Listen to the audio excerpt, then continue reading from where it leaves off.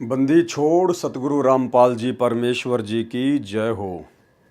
परमपिता परमात्मा, सारी सृष्टि के रचनहार, कुल मालिक, असंख्य ब्रह्मांडों के स्वामी, जगत गुरु, तीनों लोकों में प्रवेश करके सबका भरण पोषण करने वाले, राजाधिराज, आत्माधार, नाथों के नाथ, देवों के देव महादेव, सर्वेश्वर महेश्वर, मृत्युंजय, अजरो अमर, आदि अनादि सनातनी प्रभु, जगत पिता जगदीश्वर, श्री श्री 1008 की उपाधि के वास्तविक अधिकारी, अकाल मूरत शब्द स्वरूपी राम वासुदेव सर्वगतम ब्रह्म, परम पूजे प्रथम पूजे, परम संत, परम पुरुष, परम धनी, परम दयालु, सत्य कबीर, हक्का कबीर, अल्लाहु अकबर, बाखबर, अल्लाह ताला, जगत के तारणहार, जगत के मुक्तिदाता, जगत के जगन्नाथ, हारे के सहारे, हिंदुओं के राम, मुसलमानों के अल्लाह, सिखों के वाहिगुरु, ईसाइयों के मसीह, दया के सागर दया निधि, करुणा के सागर करुणा निधि, स्वयंभू परिभू, संकट मोचन, कष्ट हरण, मंगल करण, दुख भंजन, अविगत कबीर, निर्विकार निर्विषम परमात्मा, अलय अलेख सतगुरु, आदि अनादि सतगुरु, असली मर्यादा पुरुषोत्तम, असली राम, असली कृष्ण, असली घनश्याम, असली मुरारी, राजाओं के राजा, महाराजाओं के महाराजा, शहंशाहों के शहंशाह, सम्राटों के सम्राट, भगवानों के भगवान, अल्लाहों के अल्लाह, मसीहों के मसीह, सच्चे वाहिगुरु, बाबाओं के बाबा, पीरों के पीर, सेठों के सेठ, जगत सेठ, सावड़ सा सेठ, सर्वगुण संपन्न, अनंत कोटि कलाओं के स्वामी, अनंत कोटि ब्रह्मांडों के नायक, योगियों में महायोगी, ध्यानियों में महाध्यानी, सिद्धों में परम सिद्ध, ज्ञानियों में तत्व ज्ञानी, ब्रह्म ज्ञानी, महाज्ञानी, परम ज्ञानी, सर्वश्रेष्ठ ज्ञानी, विज्ञानी, युवा कबीर, समर्थ कबीर, असमवात, अमित ओजा, सच्चे रहनुमा, करीम अल्लाह, सुभान अल्लाह, दुनिया के अंतिम पैगंबर, 8 सितंबर 1951 से गांव धनाना, जिला सोनीपत, हरियाणा, भारतवर्ष की पावन भूमि पे प्रकट रियल कल की भगवान श्री नारायण साकार हरि, श्री बाबा साहेब स्वयंभू संत शिरोमणि सतगुरु रामपाल जी परमेश्वर जी के चरण कमल में साध संगति से देश विदेश से जुड़े हुए हम सभी सत्सेवक भाई बहनों का अनंत कोटि दंडवत प्रणाम। सत्साई भाई और बहनों, बहुत बड़ी दया परमपिता परमेश्वर, सर्व सृष्टि के रचनहार, उत्पत्ति करता सतगुरु रामपाल जी परमेश्वर जी की, जिनके विशेष आशीर्वाद से, जिनकी वीआईपी कृपा से आप और हम सभी सत्सेवक भाई बहन जो साध संगति से जुड़े हुए हैं, अपने आत्म कल्याणार्थ इस भक्ति मार्ग में गुरुदेव भगवान के तत्व ज्ञान को आधार बनाकर उन्हीं के चरण कमलों में दृढ़ता के साथ में लगे हुए हैं।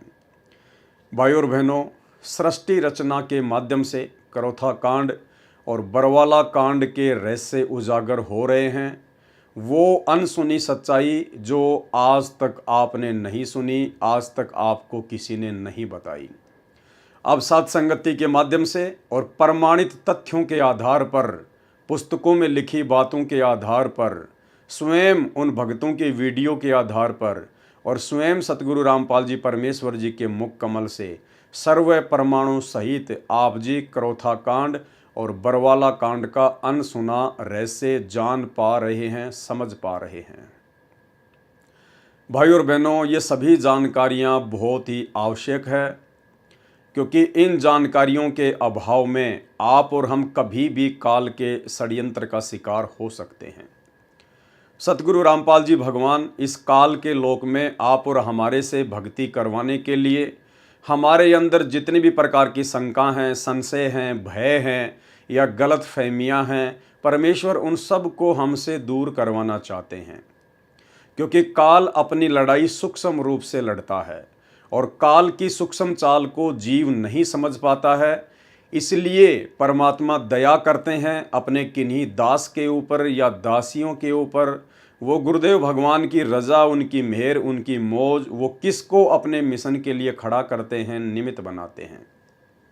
तो वर्तमान में पूज्य गुरुदेव जी की असीम रज़ा, जो परमेश्वर ने सत्सेवक भाई बहनों को निमित्त बनाया हुआ है, और आपके सामने सत्य प्रमाणित बरवाला कांड और करौथा कांड की सच्चाई पहुंचाई जा रही है। क्योंकि भाई और बहनों, आप और हम दो कोटि के जीव हैं, दो कोटि के प्राणी हैं। आप और हम कभी भी काल के षड्यंत्र में फंसकर भ्रमित हो सकते हैं। इसके लिए परमात्मा कोई भी गुंजाइश अब साध संगतियों के माध्यम से नहीं छोड़ेंगे। आने वाले 1000 वर्ष तक जो परमेश्वर का मार्ग निर्बाध रूप से चलने वाला है, उस मार्ग में परमेश्वर की आत्मा किसी भी प्रकार से काल के षड्यंत्र का शिकार ना बन सकें। इसके लिए परमात्मा किसी भी प्रकार की कोई भी कमी ना तो स्वयं रखेंगे और यथासंभव अपने दास दासियों को सेवा देते हुए उनके माध्यम से भी कंप्लीट जानकारी अपनी तमाम आत्माओं तक पहुंचाएंगे। तो भाई और बहनों, आज का बरवाला कांड के ऊपर हमारा ये पार्ट नंबर 2 है। और वैसे यदि देखा जाए जो तमाम वीडियो बन रहे हैं करोथा कांड और बरवाला कांड के ऊपर, उस हिसाब से हमारा ये 8वें नंबर का पार्ट है। और दास आपसे रिक्वेस्ट करेगा, प्रार्थना करेगा, यदि आप जी डायरेक्ट ये 8वां पार्ट देख रहे हैं, आज पहली बार यदि आप जुड़ रहे हैं, तो यदि आपने 1 नंबर पार्ट से वीडियो देखने शुरू नहीं किए हैं तो आप जी को कुछ भी समझ में नहीं आने वाला है, क्योंकि हर एक वीडियो की कड़ी हर एक पहले वाली वीडियो से जुड़ी हुई है। जब तक आप पार्ट नंबर 1 से सारे वीडियो देखते हुए नहीं आएंगे, तब तक आपको बीच में से कोई भी वीडियो सही प्रकार से समझ में नहीं आएगा। तो आप जी 1 नंबर पार्ट से देखना शुरू करें। और ये वीडियो देखने के लिए आप फेसबुक पर पेज को सर्च करें, पवन दास इज़ लाइव, वहाँ पर आपको सभी वीडियो मिलेंगे। इसके अलावा इस वीडियो के ऊपर जो टाइटल है उसमें भी आपको लिंक दिए हुए मिल जाएंगे। आप जी लिंक ओपन करके भी सारे पार्ट देख सकते हैं। तो भाई और बहनों, कल हमारा पहला नंबर का वीडियो था बरवाला कांड के ऊपर। परमात्मा ने एक प्रकार से भूमिका बनवाई और भूमिका के माध्यम से आप जियों को इतना तो ज़रूर समझ में आ गया होगा कि बरवाला कांड 2014 जो हुआ है, उस बरवाला कांड को करवाने के पीछे ना ही तो किसी प्रकार से किसी आर्य समाजी का हाथ है, ना किसी आर्य समाजी संस्था का हाथ है और ना ही प्रशासन का कोई हाथ है।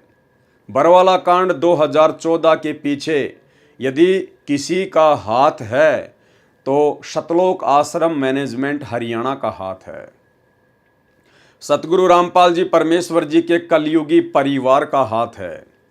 सतलोक आश्रम में रहने वाले स्टेट कोऑर्डिनेटरों का हाथ है।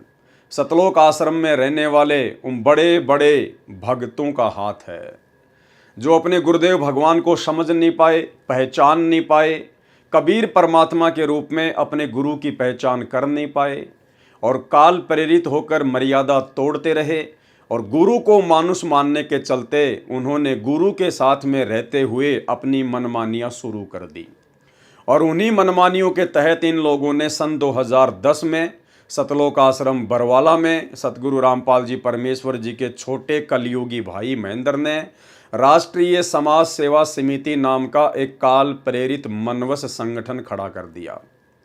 और राष्ट्रीय समाज सेवा समिति में केवल ज़्यादातर उन्हीं लोगों को जोड़ा गया जो लोग सतगुरु रामपाल जी परमेश्वर जी से ज़्यादा सतगुरु रामपाल जी के छोटे भाई महेंद्र की गुलामी करते थे, चापलूसी करते थे।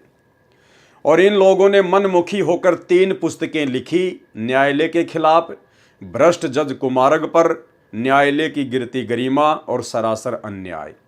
और इन तीनों पुस्तकों में इन्होंने जजों के खिलाफ भड़काऊ भाषा का प्रयोग किया।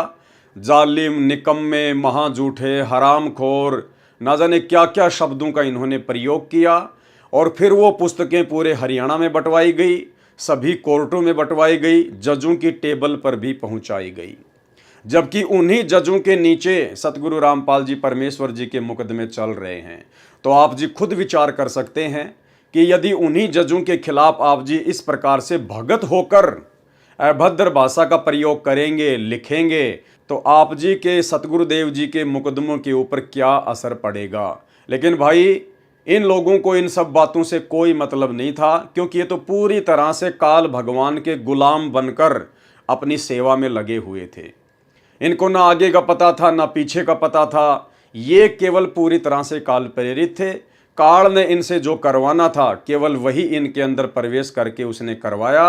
यानी सीधा सीधा अपन कह सकते हैं कि जजों को भड़काकर काल का काम सतलोक आश्रम मैनेजमेंट हरियाणा के माध्यम से केवल एक ही था कि बरवाला कांड करवाया जाए, इस संत को बदनाम करवाया जाए, इस संत के भगतों को तोड़ा जाए। और वो काम उस काल ने बखूबी गुरुदेव के पूरे मैनेजमेंट को निमित्त बनाकर करवा दिया। उसके बाद बरवाला कांड हो जाता है। पूज्य गुरुदेव भगवान निर्दोष होते हुए भी अपने ही सतलोक आश्रम मैनेजमेंट हरियाणा की नादानी, नासमझी, अज्ञानता और अहंकार के चलते उन लोगों ने जो बरवाला कांड जैसी घटना को प्रशासन के साथ पंगा लेके जो जन्म दिया, उसी बरवाला कांड के चलते सतगुरु रामपाल जी भगवान को फिर जेल जाना पड़ा। उनके ऊपर मर्डर का मुकदमा लगा, देशद्रोह का मुकदमा लगा और फिर आगे चलकर अपने ही भक्तों की गलतियों के चलते सतगुरु रामपाल जी परमात्मा को देशद्रोह के मुकदमे में डबल आजीवन उम्र कैद की सज़ा मिली। खैर भाइयों और बहनों, ये बात अलग है कि ये स्वयं परमपिता परमेश्वर हैं, इनके ऊपर कोई भी उम्र कैद की सज़ा काम नहीं करती हैं, क्योंकि ये स्वयं स्वयंभू हैं, कबीर भगवान है और जिस भगवान की कोई उम्र ही नहीं है, भला उनके ऊपर उम्र कैद की सज़ा क्या काम करेगी। खैर ये सब तो आने वाले समय में पूरी दुनिया को पता चलेगा, पूरी दुनिया देखेगी। वर्तमान में तो लोग इन बातों पर यकीन नहीं करेंगे। केवल चंद ही आत्माएं हैं जो इन बातों पर आंख बंद करके विश्वास कर सकती हैं, क्योंकि उन्हें अपने गुरुदेव भगवान की पहचान हो चुकी है कि सतगुरु रामपाल जी कोई मानुष नहीं है, कोई आम संत, आम व्यक्ति, आम साधु नहीं है। ये स्वयं अल्लाह अकबर हैं, जिन्होंने पूरी कायनात को रचा है, पूरी सृष्टि को रचा है। और आज ये परमेश्वर इस प्रकार की भूमिका करते हुए अपनी आत्माओं को इस शैतान के षड्यंत्र से बाहर निकालने के लिए 8 सितंबर 1951 से धरती पर प्रकट हैं। तो भाइयों और बहनों, कहने का मतलब है, यदि हमने इस भक्ति मार्ग पर सफल होना है तो हमने अपनों से सावधान होकर चलना पड़ेगा। जी हाँ, काल ने बरवाला कांड के लिए उन्हीं लोगों को निमित्त बनाया जिन लोगों पर लाखों की संगत अंधविश्वास किया करती थी। हालांकि संगत को अंधविश्वास, ब्लाइंड फेथ करना चाहिए था अपने गुरुजी पर, अपने गुरुजी के मुख कमल से बोली गई बातों पर और अपने गुरुदेव के सत्संगों पर। लेकिन नादान संगत ने ज्ञान को आधार ना बनाकर ब्लाइंड फेथ कर लिया गुरुदेव के बेटा बेटी, भाई बंधु, रिश्तेदारों पर, उन तमाम कोऑर्डिनेटरों पर, बड़े बड़े सेवादारों पर, जो कि सारे के सारे मर्यादा तोड़ने के चलते काल की गोद में बैठे हुए थे। तो भाई और बहनों, अब हमने सावधान हो जाना है। परमात्मा हमें मौका दे रहे हैं ताकि आगे चलकर अपने उन्हीं भगत भाई बहनों की गलतियों से शिक्षा लेते हुए हम इस भक्ति मार्ग में कोई ऐसी गलती ना कर बैठें जिसके चलते हमारी भक्ति का तो सत्यानाश हो ही हो, साथ में हमारे गुरुदेव को भी किसी प्रकार की आपत्ति या दिक्कत। क्योंकि काल लोक में परमात्मा जिस प्रकार से एक आम संत, एक आम व्यक्ति की भूमिका कर रहे हैं, उस आधार से हम भगत आत्माओं की तरफ से हमारे गुरुदेव भगवान को किसी भी प्रकार की कोई भी समस्या का सामना ना करना पड़े। तो भाई और बहनों, आज हमारा ये दूसरा पार्ट है। आपने बहुत ही ध्यान से इन चीज़ों को समझना है और दास आपसे फिर से रिक्वेस्ट करेगा, फिर से आपसे प्रार्थना करेगा, यदि आपने 1 नंबर पार्ट से वीडियो देखने शुरू नहीं किए हैं तो आपको ज़रूर देखने चाहिए, अन्यथा आपको 5 नंबर पार्ट तो ज़रूर देखना चाहिए, क्योंकि 5 नंबर पार्ट में गुरुदेव भगवान ने स्वतंत्र कर्मों का जिक्र किया है। और स्वतंत्र कर्मों के तहत जब ये काल ये मनुष्य शरीर प्रदान करता है स्त्री या पुरुष का, तो ये 75% पाप कर्म और पुण्य कर्म मिलाकर जीव का प्रारब्ध बना देता है। यानी जो 75% पाप और पुण्य कर्म मिलाकर ये जो हमारा भाग्य बनाता है, हमारी जो ये किस्मत बनाता है, जो हमें भोगना ही भोगना होता है। अगर दुख है तो दुख भोगने पड़ेंगे, सुख है तो सुख भोगने पड़ेंगे। 75% कर्मों के हम लोग अधीन होते हैं, परतंत्र होते हैं, क्योंकि काल हमारे संचित कर्मों से रेशियो निकालकर पाप और पुण्य का 75% हमारा भाग्य निर्धारित करता है। उसमें परम संत के अलावा कोई भी पृथ्वी पर चेंज नहीं कर सकता है। इसके अलावा 25% ये हमें छूट देता है स्वतंत्र कर्मों के माध्यम से, कि 25% मैं आपको छूट दे रहा हूं। आप मनुष्य योनि में हैं, अन्य योनियों से सर्वश्रेष्ठ हैं, और ये जो मनुष्य योनि है ये एक कर्म योनि है, यानी हम इसमें कर्म बना भी सकते हैं और बिगाड़ भी सकते हैं। और ये कर्म बनाना और बिगाड़ना उन 25% स्वतंत्र कर्मों के ऊपर निर्भर करता है। तो स्वतंत्र कर्मों के तहत आप और हम भगत भाइयों बहनों ने कितना सजग होना है, कितना सावधान होकर चलना है। आज एक छोटा सा उदाहरण दास आपको देना चाहेगा।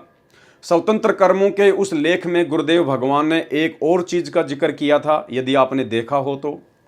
स्वतंत्र कर्मों का एक लेख मैं आपको थोड़ा सा दिखाना चाहूँगा दोबारा से। ये कबीर सागर के सरलार्थ से गुरुदेव ने अनुवाद करते हुए उसके पेज नंबर 346 पर लिखा है, अध्याय कर्म बोध सारांश। क्रियावान कर्म। अपने जीवन काल में जो कर्म प्राणी करता है वे क्रियावान कर्म कहे जाते हैं। ये 75% तो प्रारब्ध कर्म होते हैं, यानी जो संस्कार यानी भाग्य में लिखे हैं वे किए जाते हैं। 25% कर्म करने में जीव स्वतंत्र होता है, यानी 25% कर्म करने में इस काल ने मनुष्य को स्वतंत्र रखा हुआ है। 75% कर्म करने में जीव बाध्य है, क्योंकि काल के द्वारा हमारा जो भाग्य बनाया जाता है वो 75% कर्म तो हमें भोगने के लिए बाध्य होना पड़ता है, उनमें कोई चेंजमेंट नहीं होता सच्चे सतगुरु की शरण में आए बिना, क्योंकि वे प्रारब्ध में लिखे होते हैं, परतंत्र हैं। परंतु पूर्ण संत मिलने पर परिस्थिति बदल जाती है।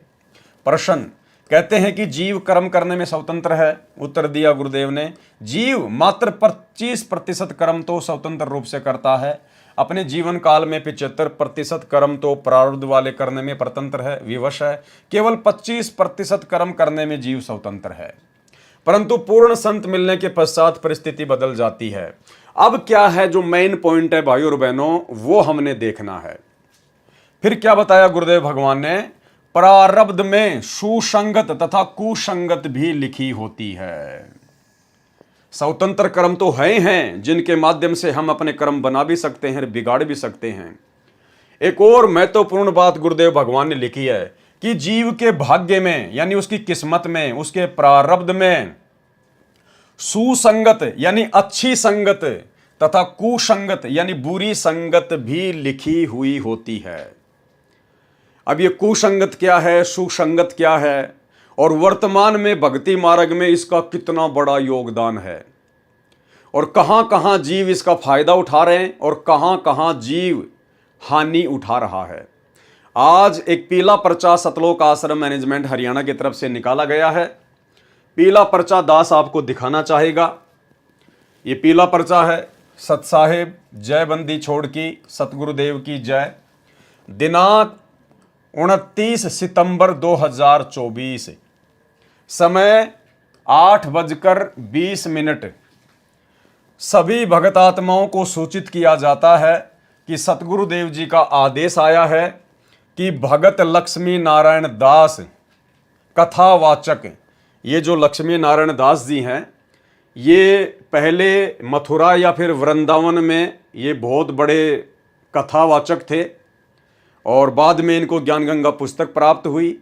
इन्होंने गहराई से परमात्मा की पुस्तक को पढ़ा, और ये इतनी अच्छी आत्मा थी कि इन्होंने अपना कथा वाचन का कार्य ही समाप्त कर दिया कि भाई मैं तो परमात्मा का दोषी बन रहा हूँ, परमात्मा की आत्माओं को गुमराह करके, मुझे तत्व ज्ञान नहीं है, मैं ये कथा करने का अधिकारी नहीं हूँ। तो इन्होंने कथावाचक का कार्य छोड़ दिया, जबकि भाई और बहनों ये कोई आम कार्य नहीं है। आम प्राणी, आम जीव ये डेयर नहीं कर सकता, ये साहस नहीं कर सकता, लेकिन इस पुण्यात्मा ने ये काम किया। भगत लक्ष्मी नारायण दास कथावाचक, सनोप श्री राधे श्याम जी, पता जयपुर रोड, सैनी धर्मकाटा, थाना गाजी, जिला अलवर, राजस्थान की सभी आश्रमों से, सभी नामदान केंद्रों से तथा सत्संगों में नो एंट्री की जाती है। कारण क्या बताया सतलोक आश्रम मैनेजमेंट हरियाणा ने, मर्यादा का पालन न करने के कारण इनकी नो एंट्री की गई है। यह फ्रॉड करता है, पैसे ठगता है, ये बहुत बड़ा ठग है, इसको रुपए नहीं देना है, इसके झांसे में नहीं आना है। ये हैं भगत लक्ष्मी नारायण दास जी। ये पीला पर्चा आपने देख लिया। एक छोटा सा इंटरव्यू भी मैं आपको भगत लक्ष्मी नारायण दास जी का दिखाता हूं, जो कि इन्होंने सतलोक आश्रम धनाना में अपना इंटरव्यू दिया था। सुनिए। नमस्कार जी। नमस्कार जी। आपका शुभ नाम क्या है जी? मेरा शुभ नाम है, वैसे पहले तो लोग, अब तो लक्ष्मी नारायण दास पड़ गया है, और पड़ गया क्या, दास ही हो गया ये मान लीजिए आप। लेकिन पहले जो लोग जानते थे वो परम श्रद्धेय श्री लक्ष्मी नारायण जी महाराज जी के नाम से जानते थे, क्योंकि मैं कथावाचक हूँ। वृंदावन में आश्रम रहा है मेरा, और उसके बाद में यानी कि कथा करता था मैं, काफ़ी साल हो गए करते करते, करीबन 16-17 साल की उम्र में कथा करने लगा हूँ। ये सर आप जो ज्ञान गंगा पुस्तक लिए हुए हैं तो आज आप क्या संत रामपाल जी महाराज जी के भगत हैं? जी, मैं करीबन यानी कि 2/29 यानी कि फरवरी को जुड़ा हूँ। अच्छा, तो सर आप कथावाचक थे, तो आज आपको ऐसा कि इस ज्ञान गंगा पुस्तक में क्या मिला जो परमात्मा संत रामपाल जी भगवान के आज आप शिष्य बन गए? इस ज्ञान गंगा जो गीता ये संत रामपाल जी ने जो निकाली है, सबसे बड़ी बात तो कि जीव हमारी जाति है, मानव धर्म हमारा, हिंदू मुस्लिम सिख ईसाई धर्म नहीं कोई न्यारा। कारण सबसे पहली बात तो ये है कि सबको एक समान है यहाँ इनकी नज़रों में, और कोई जाति का भेदभाव नहीं है। और यहाँ कलेक्टर या गरीब हो अमीर हो, सबको एक नज़र से देखा जाता है और एक नज़र से और एक जैसा ही स्वागत होता है। ये नहीं कि उसके लिए अलग से कमरा रूम फिट कर दिया इसी का, ऐसा कुछ नहीं है। यहाँ ये भी देखा है इनके बारे में। और दूसरी बात ये है कि जो ज्ञान गंगा गीता जो थी ये मेरे सामने आई, क्योंकि मैं मंडावर जा रहा था मेहंदीपुर बालाजी के लिए, तो वहाँ कुछ भगत जगत हमें मिले, तो सभी ने हमारा स्वागत किया। तो वहाँ जैसे ही कुछ 2 संत आ रहे थे, वो भगत आ रहे थे संत रामपाल जी के, उन्होंने सत साहब बोला, तो हमने सत साहब जब सुना तो हम समझ गए कि ये तो संत रामपाल जी के शिष्य हैं, तो ये मगजमारी मारेंगे, ये कहाँ से आ गए। लेकिन वो तो सेल्फ स्टार्ट, इनके शिष्य तो सेल्फ स्टार्ट है एकदम, फिर बोलना चालू कर दिया। फिर इन्होंने जानकारी करी, शांत गीता लेके आए थे, गीता प्रेस वाली गोरखपुर वाली, उस गीता के बारे में यानी कि बताया, ब्रज के बारे में यानी कि लिखा था आना, और संत रामपाल जी की जो पुस्तकों में और गीता में पढ़ा तो उसमें लिखा है जाना। तो हम बस वहीं हमारा दिमाग ठनक गया कि बताओ, हम तो चक्कर में पड़ रहे थे कि मात्र भगवान श्री कृष्ण ने कोई सर्वेश्वर मान बैठे अपने आप में कि यही हैं, और फिर इसके ब्रह्मा विष्णु महेश और फिर आदि शक्ति यानी दुर्गा निरंजन तक सीमित थे। इससे आगे तो और भी है। तो सर आपने ज्ञान गंगा पुस्तक से और भगवान कौन कौन है इसके बारे में क्या जाना? यहाँ भाई कुल मिला के यही है कि कबीर जी जो हैं, ये हम पहले तो कवि समझते थे और मतलब यानी कि बहुत तीव्र बुद्धि वाले, और मानते थे इसको, क्योंकि हम छोटे छोटे थे तो ऐसी वाणी बोलिए। तो भाई और बहनों, आपने पीला पर्चा पढ़ लिया और भगत लक्ष्मी नारायण दास जी का इंटरव्यू भी देख लिया। अब भाई और बहनों, ये सब कुछ क्यों हुआ? इतना सब कुछ इनके समझ में आने के बावजूद इन्होंने ऐसे कर्म करने प्रारंभ क्यों किए? हालांकि मुझे नहीं पता कि ये वास्तव में पैसे ठग रहे हैं या नहीं ठग रहे हैं, मेरे पास में इस बात का कोई प्रमाण नहीं है। लेकिन सतलोक आश्रम मैनेजमेंट हरियाणा ने ये पीला पर्चा निकाला है। वो अपनी तरफ से कह रहे हैं ये बात कि ये व्यक्ति लोगों से पैसे ठगने लग गया, भक्तों से, ये बहुत बड़ा ठग है, ये फ्रॉड करता है। तो ये सतलोक आश्रम मैनेजमेंट हरियाणा की स्टेटमेंट है, उनका कहना है। और बाकायदा लक्ष्मी नारायण दास जी की इन्होंने फोटो भी लगाई है और पूरा इनका जिक्र किया है, पूरा इनका एड्रेस लिखा हुआ है।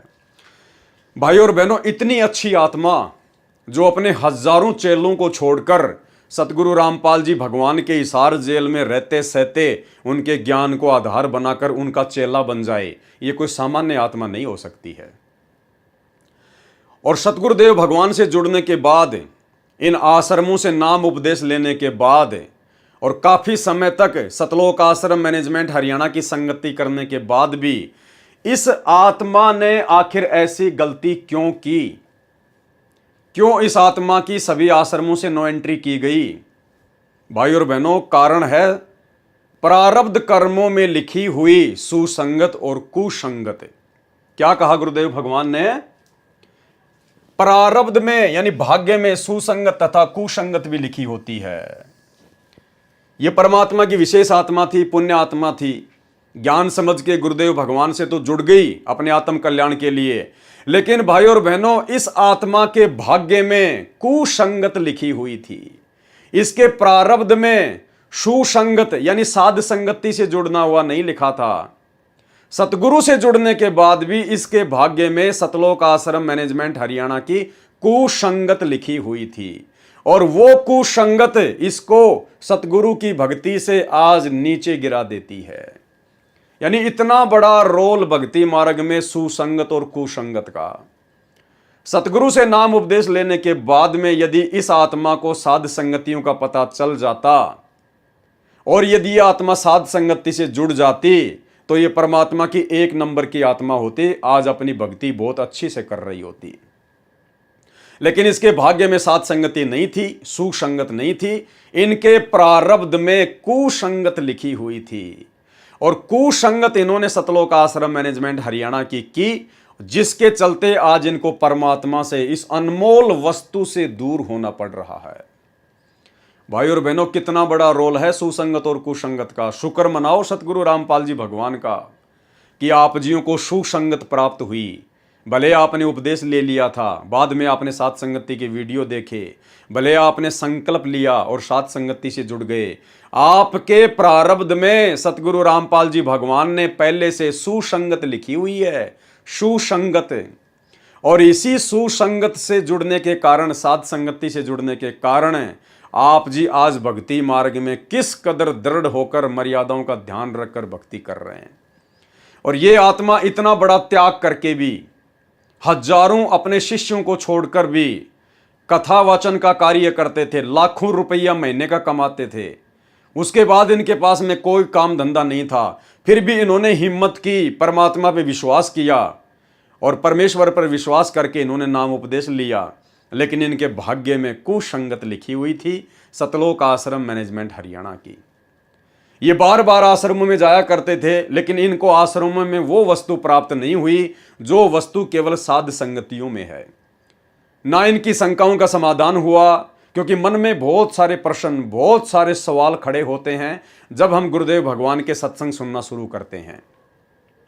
उपदेश तो इन्होंने ले लिया गुरुदेव का ज्ञान सुनकर, ज्ञान सुनने के बाद में आत्मा एकदम से फड़कती है, जिसके पिछले पुण्य अच्छे होते हैं, जिसके संस्कार अच्छे होते हैं। तो नाम तो इसने जल्दबाजी में ले लिया, जोश जोश में ले लिया थोड़ा बहुत ज्ञान सुन के, लेकिन उसके बाद में जब ये काल मन में शंकाएं पैदा करता है, सत्संग सुनते जाओगे मन में शंकाएं पैदा होती जाएंगी, ऐसा क्यों, ऐसा क्यों, ये क्यों, वो क्यों।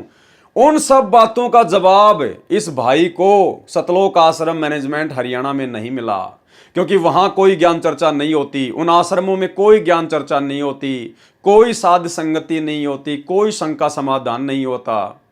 और इसने देखा कि यार ये हो क्या रहा है, संत रामपाल जी का ज्ञान तो कुछ कह रहा है और इन आश्रमों में ये लोग क्या कर रहे हैं, संत रामपाल जी का परिवार क्या कर रहा है।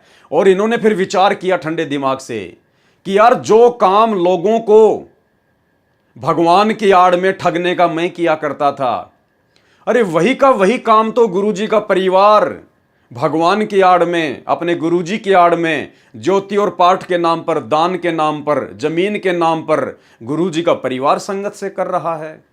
फिर मेरे इसमें अंतर क्या था।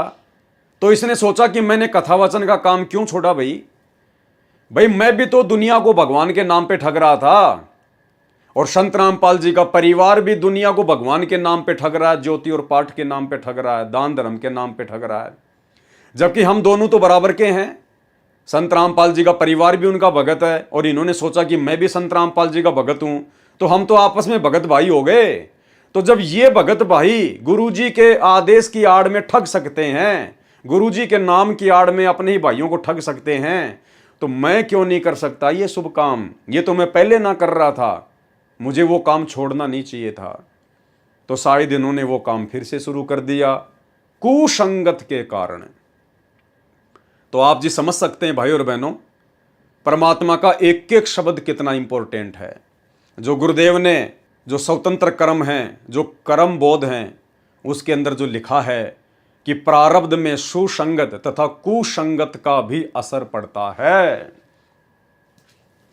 प्रारब्ध में सुसंगत तथा कुसंगत भी लिखी होती है। तो इस भाई के भाग्य में सतगुरु की शरण में आना तो लिखा ही लिखा था, साथ में सतलोक आश्रम मैनेजमेंट हरियाणा की काल एजेंटों की कुसंगत भी लिखी हुई थी। और इसी कुसंगत के चलते आज ये परमात्मा से दूर हो चुका है। और आने वाले समय में भाई और बहनों इसी प्रकार से जिन जिन की बैटरी डिस्चार्ज होती चली जाएगी, क्योंकि वर्तमान में तो किसी की भक्ति बन नहीं रही है। सतलोक आश्रम मैनेजमेंट हरियाणा के साथ में जितने भी लोग जुड़े हैं, चाहे लाखों चाहे करोड़ों, उनकी केवल बैटरी चल रही है, उनके पुण्य चल रहे हैं, उनकी वर्तमान भक्ति नहीं चल रही है, वर्तमान में गुरुदेव का आशीर्वाद उनके साथ में नहीं है, क्योंकि उन आत्माओं से तो इतने भक्ति विरुद्ध कुकर्म करवा दिए गए हैं सतलोक आश्रम मैनेजमेंट हरियाणा के द्वारा। राजनीति करना, राजनेताओं की चापलूसी करवाना, उनकी रैलियों में जाना, धक्के खाना, धनाना गांव में स्टेडियम बनाना, आश्रम में हॉस्पिटल का काम शुरू कर देना, भक्तों के ज्योति पाठ और दान के पैसे का दुरुपयोग करना, गुंडों की सीबीआई जांच में भक्तों को बैठाना, मर्यादा तोड़वाना, गुंडों की सीबीआई जांच के लिए भक्तों के दान का चंदे के रूप में 5-5 लाख रुपए देना, हरियाणा के जाट आरक्षण में जगत वालों के साथ भक्तों को बैठा देना, जाट आरक्षण में करोड़ों रुपया चंदे के रूप में भक्तों के ज्योति और पाठ का देना, सबकी मर्यादा तोड़वा दी गई है। तो थोड़े बहुत दिनों में आप जियों के सामने आ जाएगा, ये जितने भी जो लोग जुड़े हुए आज इन आश्रमों में जा रहे हैं, ये सब अपने अपने घर पे बैठ जाएंगे। अगर कोई अच्छी आत्मा होगी तो सात संगति की वीडियो देखकर गुरुदेव भगवान से अपनी तमाम गलतियों की अपने घर पर समायाचना मांग के भक्ति फिर से शुरू कर देगी, परमात्मा उसकी ज्योत वापस जला देगा। अन्यथा ये सब अपने घर पर बैठेंगे, कोई भक्ति से दूर हो जाएगा, कोई दूसरे पंथ में चला जाएगा, तो कोई अपनी उसी परंपरागत पूजा पाठ में लग जाएगा। तो इस भाई के भाग्य में ये कुसंगत लिखी हुई थी, और कुसंगत का कितना बड़ा कुप्रभाव इनके ऊपर पड़ा, आज ये परमात्मा से दूर हो चुके हैं। तो इसी प्रकार भाई और बहनों, ये जो बरवाला कांड का जो जनक है सतलोक आश्रम मैनेजमेंट हरियाणा, ये कुसंगत है, कुसंगत है। और इसी कुसंगत ने बरवाला कांड से पहले जो पुस्तक लिखवाई थी भ्रष्ट जज कुमारग पर, जिसके ऊपर आप जी पहला वीडियो देख चुके हो, आज हमारा ये दूसरा वीडियो है। और इन्होंने क्या क्या कुकर्म किए, ये पुस्तक भ्रष्ट जज कुमारग पर लिखकर। राष्ट्रीय समाज सेवा समिति के सर्व सदस्य, ये समिति पूर्ण रूप से धार्मिक तथा गैर राजनीतिक है। ये समिति कितनी गैर राजनीतिक है, ये मैंने आपको कल के वीडियो में अच्छे से उदाहरण देकर बता दिया, समझा दिया है। अब हम इस पुस्तक पर आगे बढ़ेंगे और देखेंगे कि और क्या क्या गलतियां सतलोक आश्रम मैनेजमेंट हरियाणा ने गुरुदेव भगवान के आश्रम में रहते सहते की, क्या क्या इन्होंने मनमानियां की। तो कल के वीडियो में आपने यहां तक पढ़ लिया था, देख लिया था कि किस प्रकार से हरियाणा का पूर्व मुख्यमंत्री भूपेंद्र सिंह हुड्डा, उसने अपनी कुर्सी को बचाए रखने के लिए और किस प्रकार से धोखा किया, फ्रॉडबाजी की।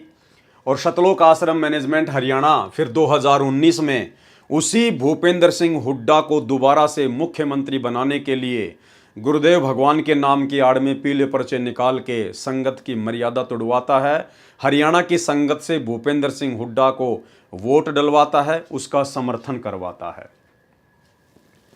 जब इस कंस भूपेंद्र सिंह हुड्डा की कोई दाढ़ नहीं गली, पृथ्वी छोटी हो गई, उस समय उसी महापुरुष के चरणों में अर्ज लगाई, जिसके साथ सन 2006 से ही दुश्मन जैसा बर्ताव करता आ रहा था। खुद लिख रहे हैं राष्ट्रीय समाज सेवा समिति वाले, सतलोक आश्रम मैनेजमेंट हरियाणा वाले, भ्रष्ट जज कुमारग नामक इस पुस्तक में कि भूपेंद्र सिंह हुड्डा ने संत रामपाल जी के साथ में दुश्मन जैसा बर्ताव किया था। अरे तो भैया, उसी दुश्मन को तूने 2019 में वोट क्यों डलवाए? उसी दुश्मन के आप सतलोक आश्रम मैनेजमेंट हरियाणा वालों ने गुरुदेव के जेल जाने के बाद में उसका सपोर्ट करवा के, उसको वोट डलवा के आप लोगों ने उसके तलवे क्यों चाटे? आप अपने गुरुजी के पक्ष में हो या फिर विपक्ष में हो? असल में गुरुद्रोही कौन हुआ? जो अपने गुरुजी के दुश्मन का सपोर्ट कर रहा 2019 में, तो असल गुरुद्रोही कौन हुआ? सतलोक आश्रम मैनेजमेंट हरियाणा।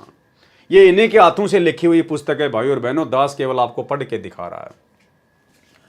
उस समय इस व्यक्ति ने जीभ निकाल रखी थी, मध्यस्थता करने वाले पूर्व केंद्रीय मंत्री जयप्रकाश के माध्यम से कहा कि मेरी सर्व गलतियां माफ करें, मैं भ्रमित था, आज मेरी आंखें खुल गई हैं, मुझे भले बुरी की पहचान हो गई है। ये तो राजनेताओं के डायलॉग होते हैं, झूठ पे झूठ बोलना, ये तो उनके डायलॉग होते हैं।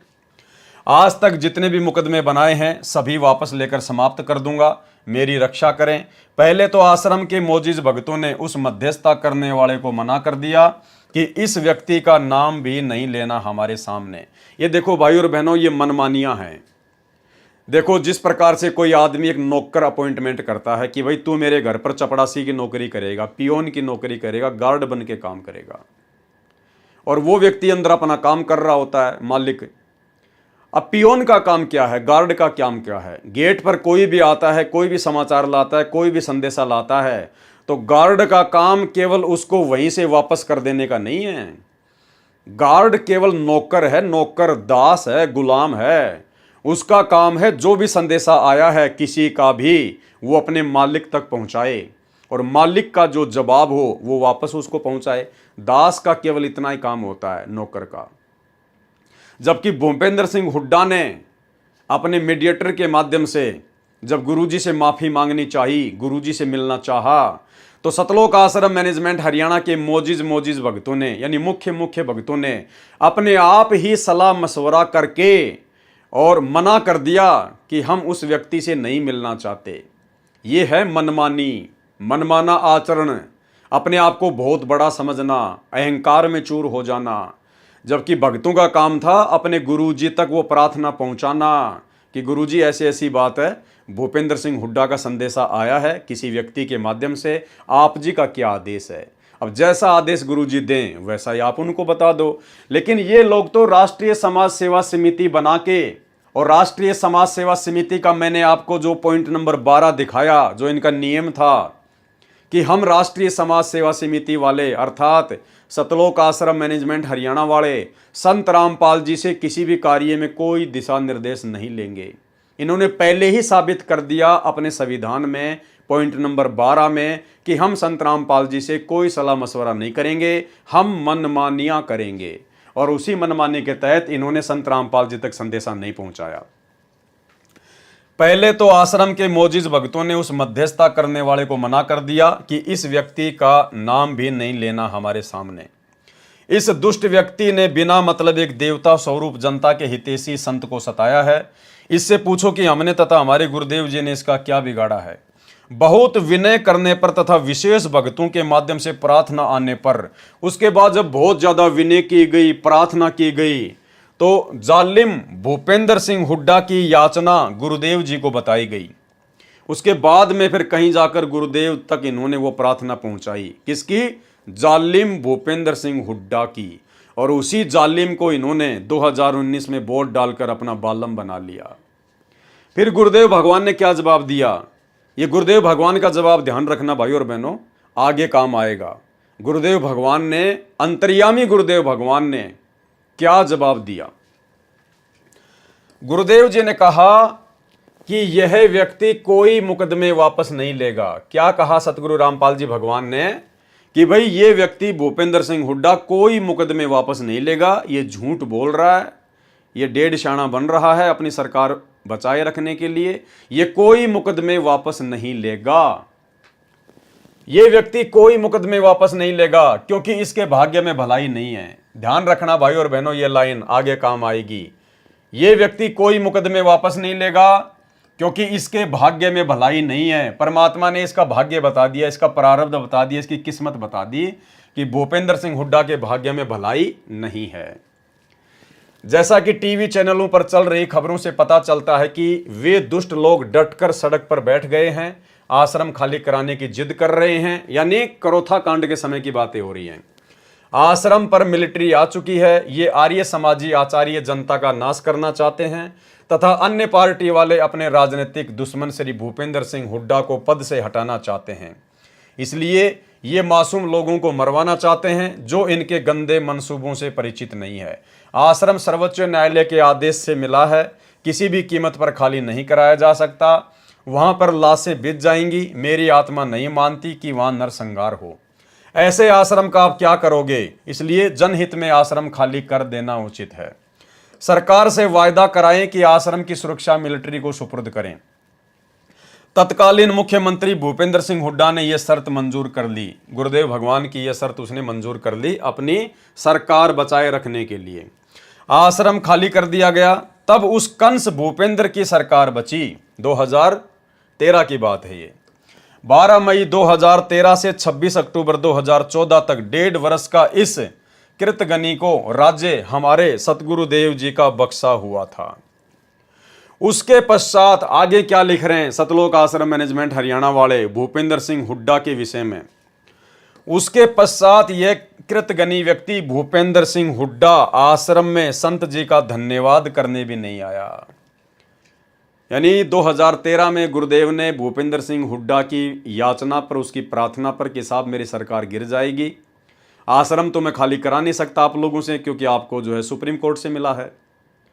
अब अगर मेरी सरकार आप जी बचा सकते हो तो बचा दीजिए। उधर से आर्य समाजी मुझे परेशान कर रहे हैं, दुखी कर रहे हैं। आप जी करोथा आश्रम को खाली कर दीजिए ताकि आर्य समाजी भी खुश हो जाएं और मेरी सरकार बची की बची रह जाए। तो गुरुदेव भगवान ने कहा कि ठीक है, जा, तेरे को माफ़ किया। गुरुदेव ने आश्रम खाली करवा दिया, इसकी सरकार बच गई।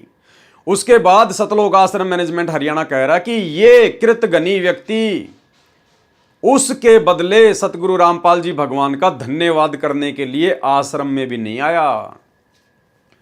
उसके पश्चात यह कृतघ्नी व्यक्ति भूपेंद्र सिंह हुड्डा आश्रम में संत जी का धन्यवाद भी करने नहीं आया। कब की बात है? 2013 की। अरे तो भैया, ऐसे कृतघ्नी आदमी को जब आप जानते थे, पहचानते थे, आपको पता था, 2013 की ये बात है, फिर 2019 में तुमने उसी कृतघ्नी व्यक्ति भूपेंद्र सिंह हुड्डा को संगत से वोट क्यों डलवाए?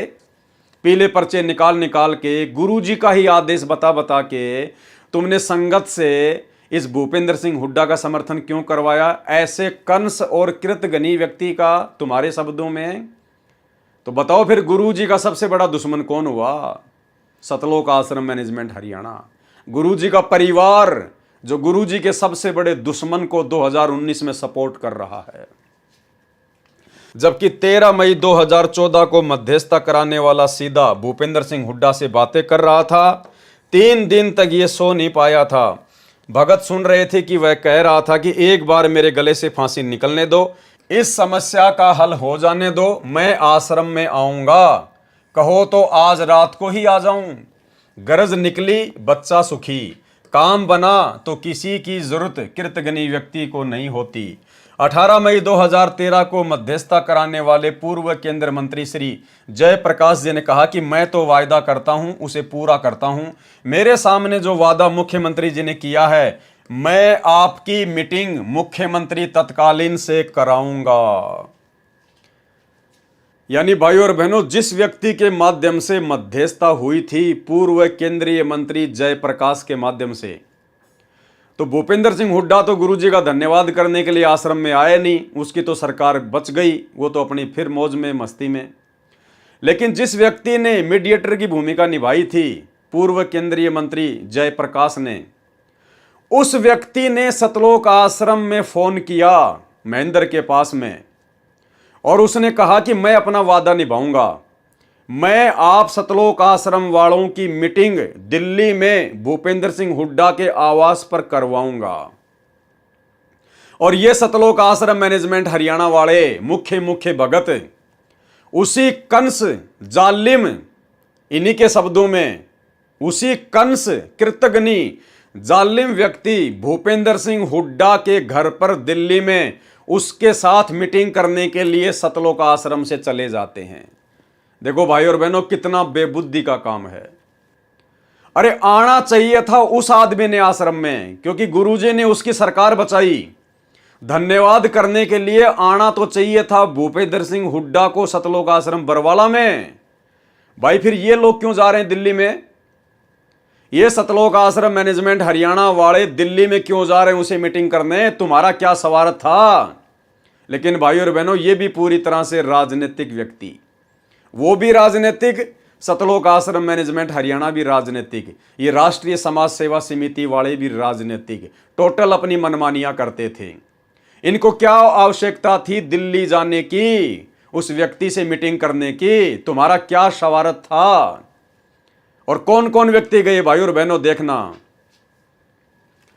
मैं आपकी मीटिंग मुख्यमंत्री तत्कालीन से कराऊंगा। श्री भूपेंद्र सिंह हुड्डा जी से 18 मई 2013 को उसके दिल्ली निवास पर आश्रम के 1 नंबर भगत कौन? भगत महेंद्र दास जी, यानी सतगुरु रामपाल जी का छोटा कलयुगी भाई, गुरुजी के भाई। 2 नंबर भगत बलजीत दास जी, ट्रस्ट के महासचिव।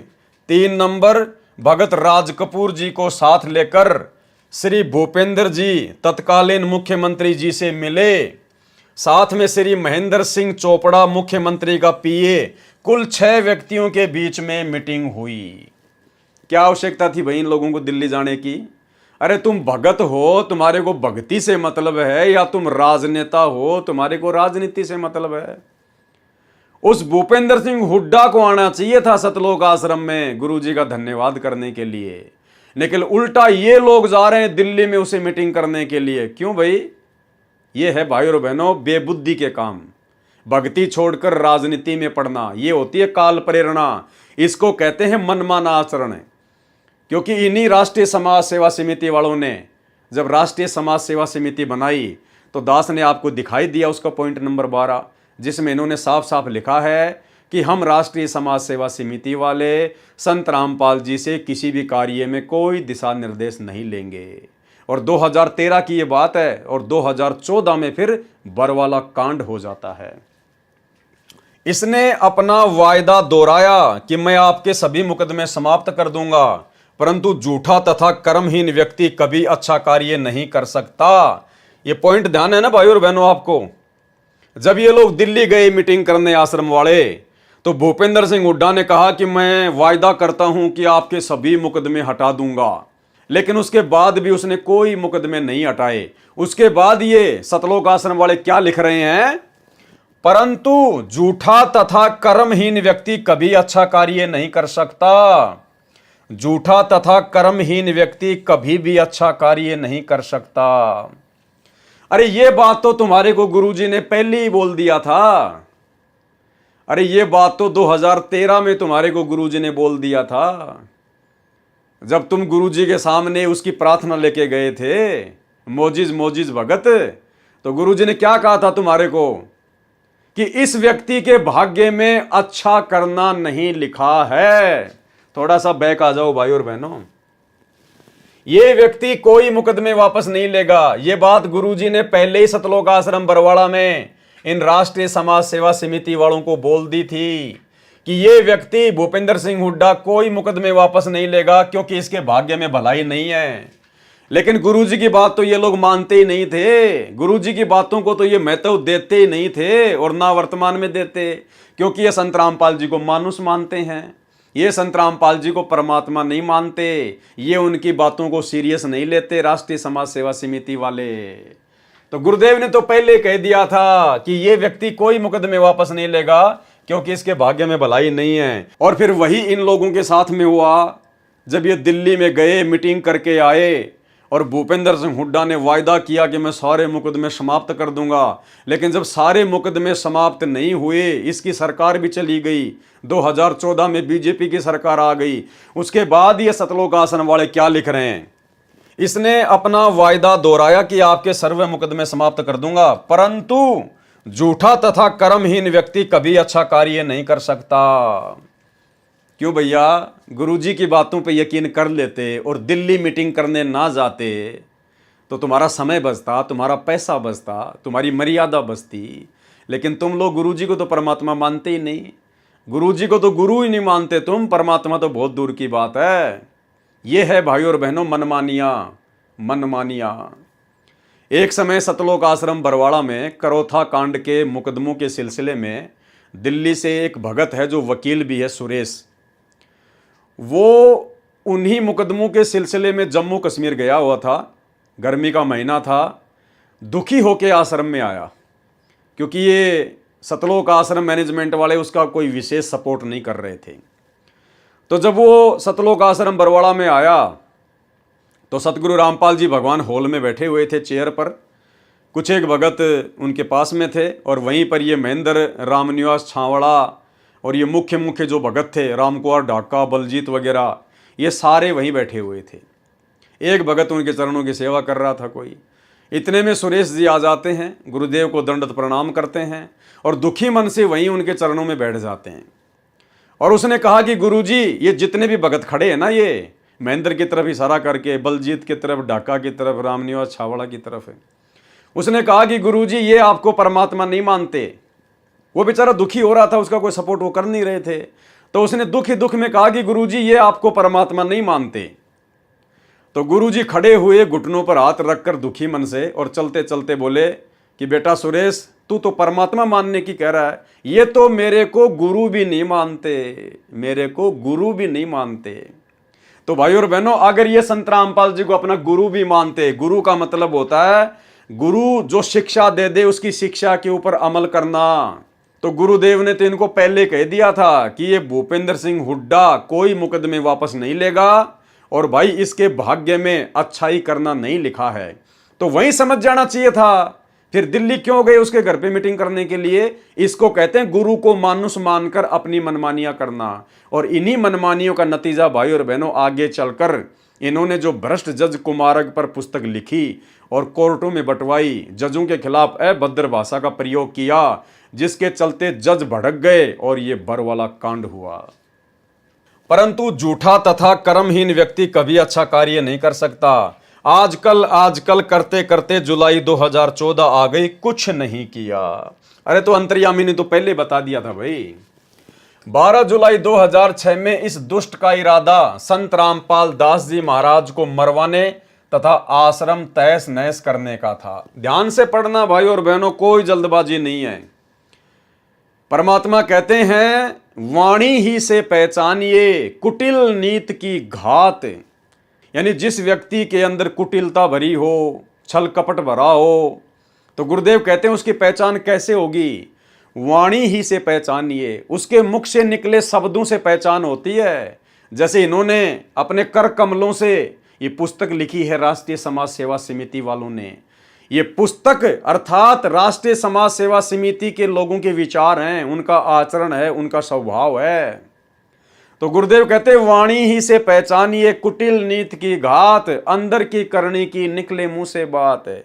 तो इनके अज्ञान और इनके पाखंड की पोल ये खुद अपने कर कमलों से लिखी गई पुस्तकों में खोल रहे हैं। क्या लिख रहे हैं ये लोग? ध्यान से पढ़िए। इस दुष्ट का इरादा कब? 12 जुलाई 2006 में। कौन दुष्ट? भूपेंद्र सिंह हुड्डा। 12 जुलाई 2006 में इस दुष्ट का इरादा संत रामपाल दास जी महाराज को मरवाने तथा आश्रम को तहस नहस करने का था। यानी अच्छी प्रकार से सतलोक आश्रम मैनेजमेंट हरियाणा जानता था, अच्छी प्रकार से गुरुजी के बेटा बेटी भाई बंधु रिश्तेदार ये कोऑर्डिनेटर जानते थे कि भूपेंद्र सिंह हुड्डा 2006 में ही संत रामपाल जी को जान से मरवाना चाहता था। उसके बावजूद भी इन लोगों ने गुरुजी के जेल जाने के बाद 2019 में उसी भूपेंद्र सिंह हुड्डा को अपना दामाद बना लिया। उसी भूपेंद्र सिंह हुड्डा को 2019 में सतलोक आश्रम मैनेजमेंट हरियाणा ने, सतगुरुदेव के कलयुगी परिवार ने, उसी भूपेंद्र सिंह हुड्डा को जिसने संत रामपाल जी को मरवाने की सोच रखी थी, ये खुद लिख रहे हैं अपने हाथों से, मैं नहीं बता रहा। और उसी व्यक्ति को इन्होंने मुख्यमंत्री बनाने की पूरी कोशिश की। तो खुद विचार कर लो कि गुरुजी के बेटा बेटी भाई बंधु रिश्तेदार ये गुरुजी के पक्ष में हैं या गुरुजी के विपक्ष में हैं। अरे ये लोग तो गुरुजी के दुश्मन के पक्ष में हैं, गुरुजी के दुश्मन के पक्ष में, भूपेंद्र सिंह हुड्डा के पक्ष में। 2019 में उसको हरियाणा का मुख्यमंत्री बनाने का पूरा प्रयास किया, भगतों से वोट डलवाए, पूरा सपोर्ट करवाया। तो विचार कर लो भाई और बहनों, आप जी किस कुसंगत में पड़े हो। आप सतलोक आश्रम मैनेजमेंट हरियाणा की बहुत बड़ी कुसंगत का शिकार हैं। जो भाई बहन इन सतलोक आश्रमों में जा रहे हैं ये रिजेक्टेड हैं। ये गुरुजी का परिवार, ये स्टेट कोऑर्डिनेटर, बड़े बड़े सेवादार, ये रिजेक्टेड माल है गुरुजी की तरफ से।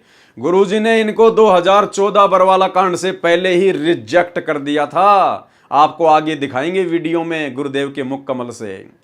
गुरुदेव ने इन सबको रिजेक्ट किया हुआ है, बिल्कुल स्पष्ट रूप से लिखकर भी और अपने मुख कमल से बोलकर भी। आपको लिखा हुआ भी दिखाएंगे और गुरुदेव के मुख कमल से बोला हुआ भी दिखाएंगे। और कहते हैं गुरु के दिल से उतरे वो शब्द बिहू ना होए, और उसको काल घसीट ही राख सके ना कोई। इनको तो काल घसीटेगा आने वाले समय में, सतलोक आश्रम मैनेजमेंट हरियाणा वालों को, गुरुदेव के परिवार वालों को। लेकिन विचार करने की ये बात है कि आप संगत वाले भाई बहन क्यों गुण की तरह पिस रहे हैं।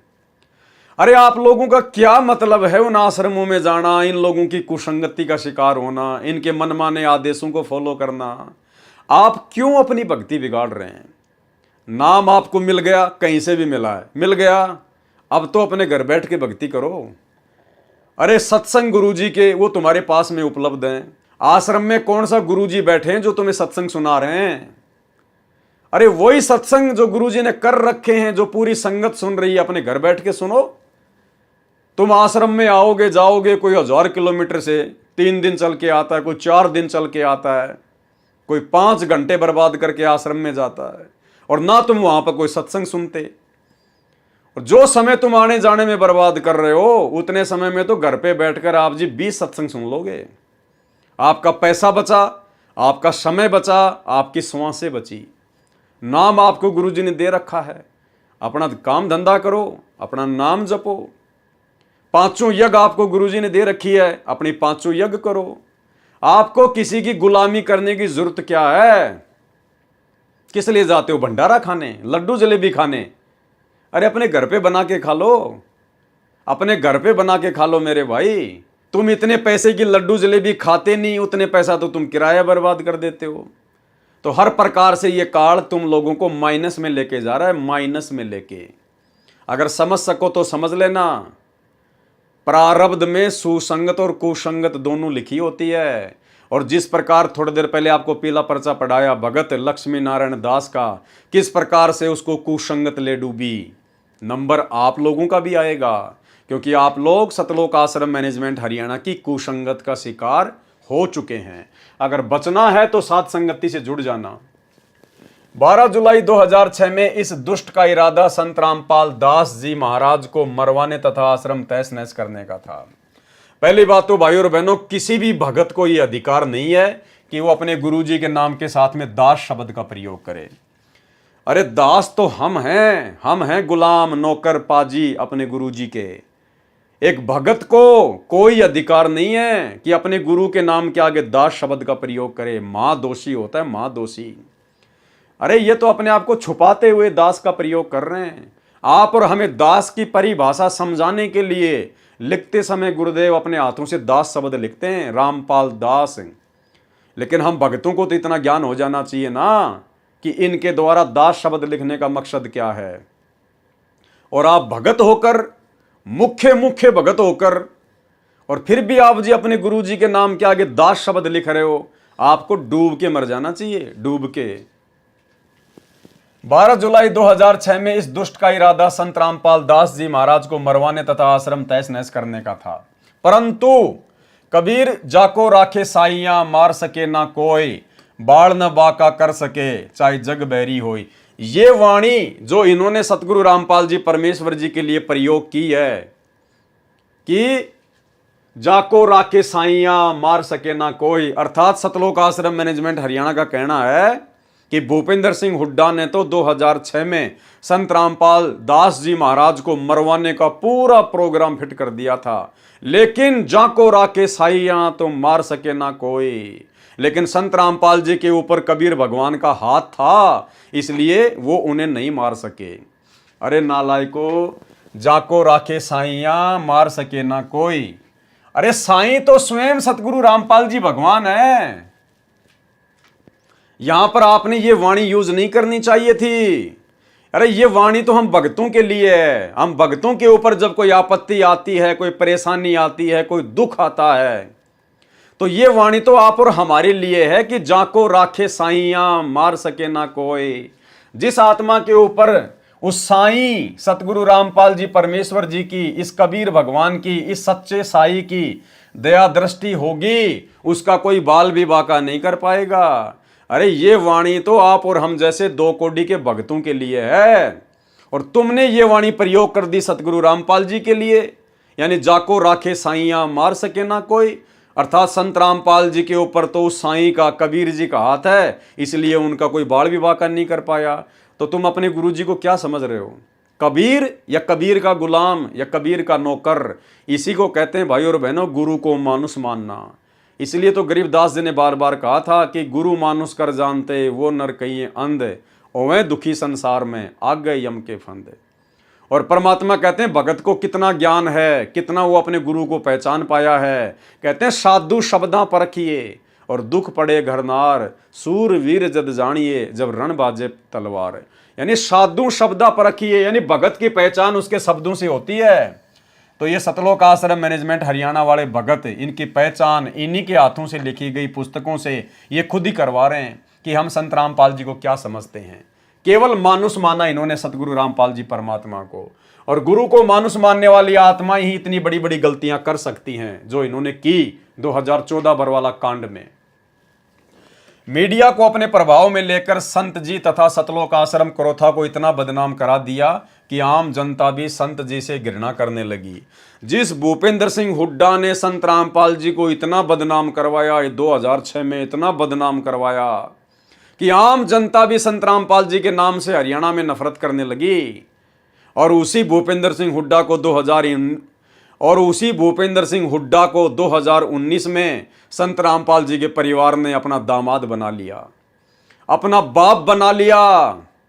खुद तो सपोर्ट किया सो किया, बाकी संगत के भी कर्म फुड़वा दिए। ऐसे व्यक्ति को वोट डलवाकर, ऐसे व्यक्ति का संगत से समर्थन करवाकर, तो भाई और बहनों विचार कर लो काल का दूत कौन है संगत में।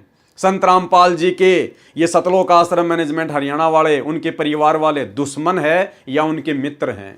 सबसे बड़ा गुरुद्रोही कौन है? संत जी तथा सतलोक आश्रम करोथा को इतना बदनाम करा दिया कि आम जनता भी संत जी से घृणा करने लगी। परंतु सत्य को कुछ दिन दबाया जा सकता है, मिटाया नहीं जा सकता। ठीक इसी प्रकार तुम्हारी बकवाद आज पूरी संगत के सामने उजागर हो रही है। तुम्हारे ही हाथों से लिखी गई ये पुस्तक भ्रष्ट जज कुमार्ग पर आज तुम्हारे विचार, तुम्हारे इरादे, तुम्हारा अज्ञान, तुम्हारी घटिया सोच कि तुम गुरु जी को क्या मानते थे, आज भी क्या मान रहे हो, तुम्हारे हाथों से लिखी गई पुस्तकों से सबके सामने आ रही है। परंतु सत्य को कुछ दिन दबाया जा सकता है, मिटाया नहीं जा सकता।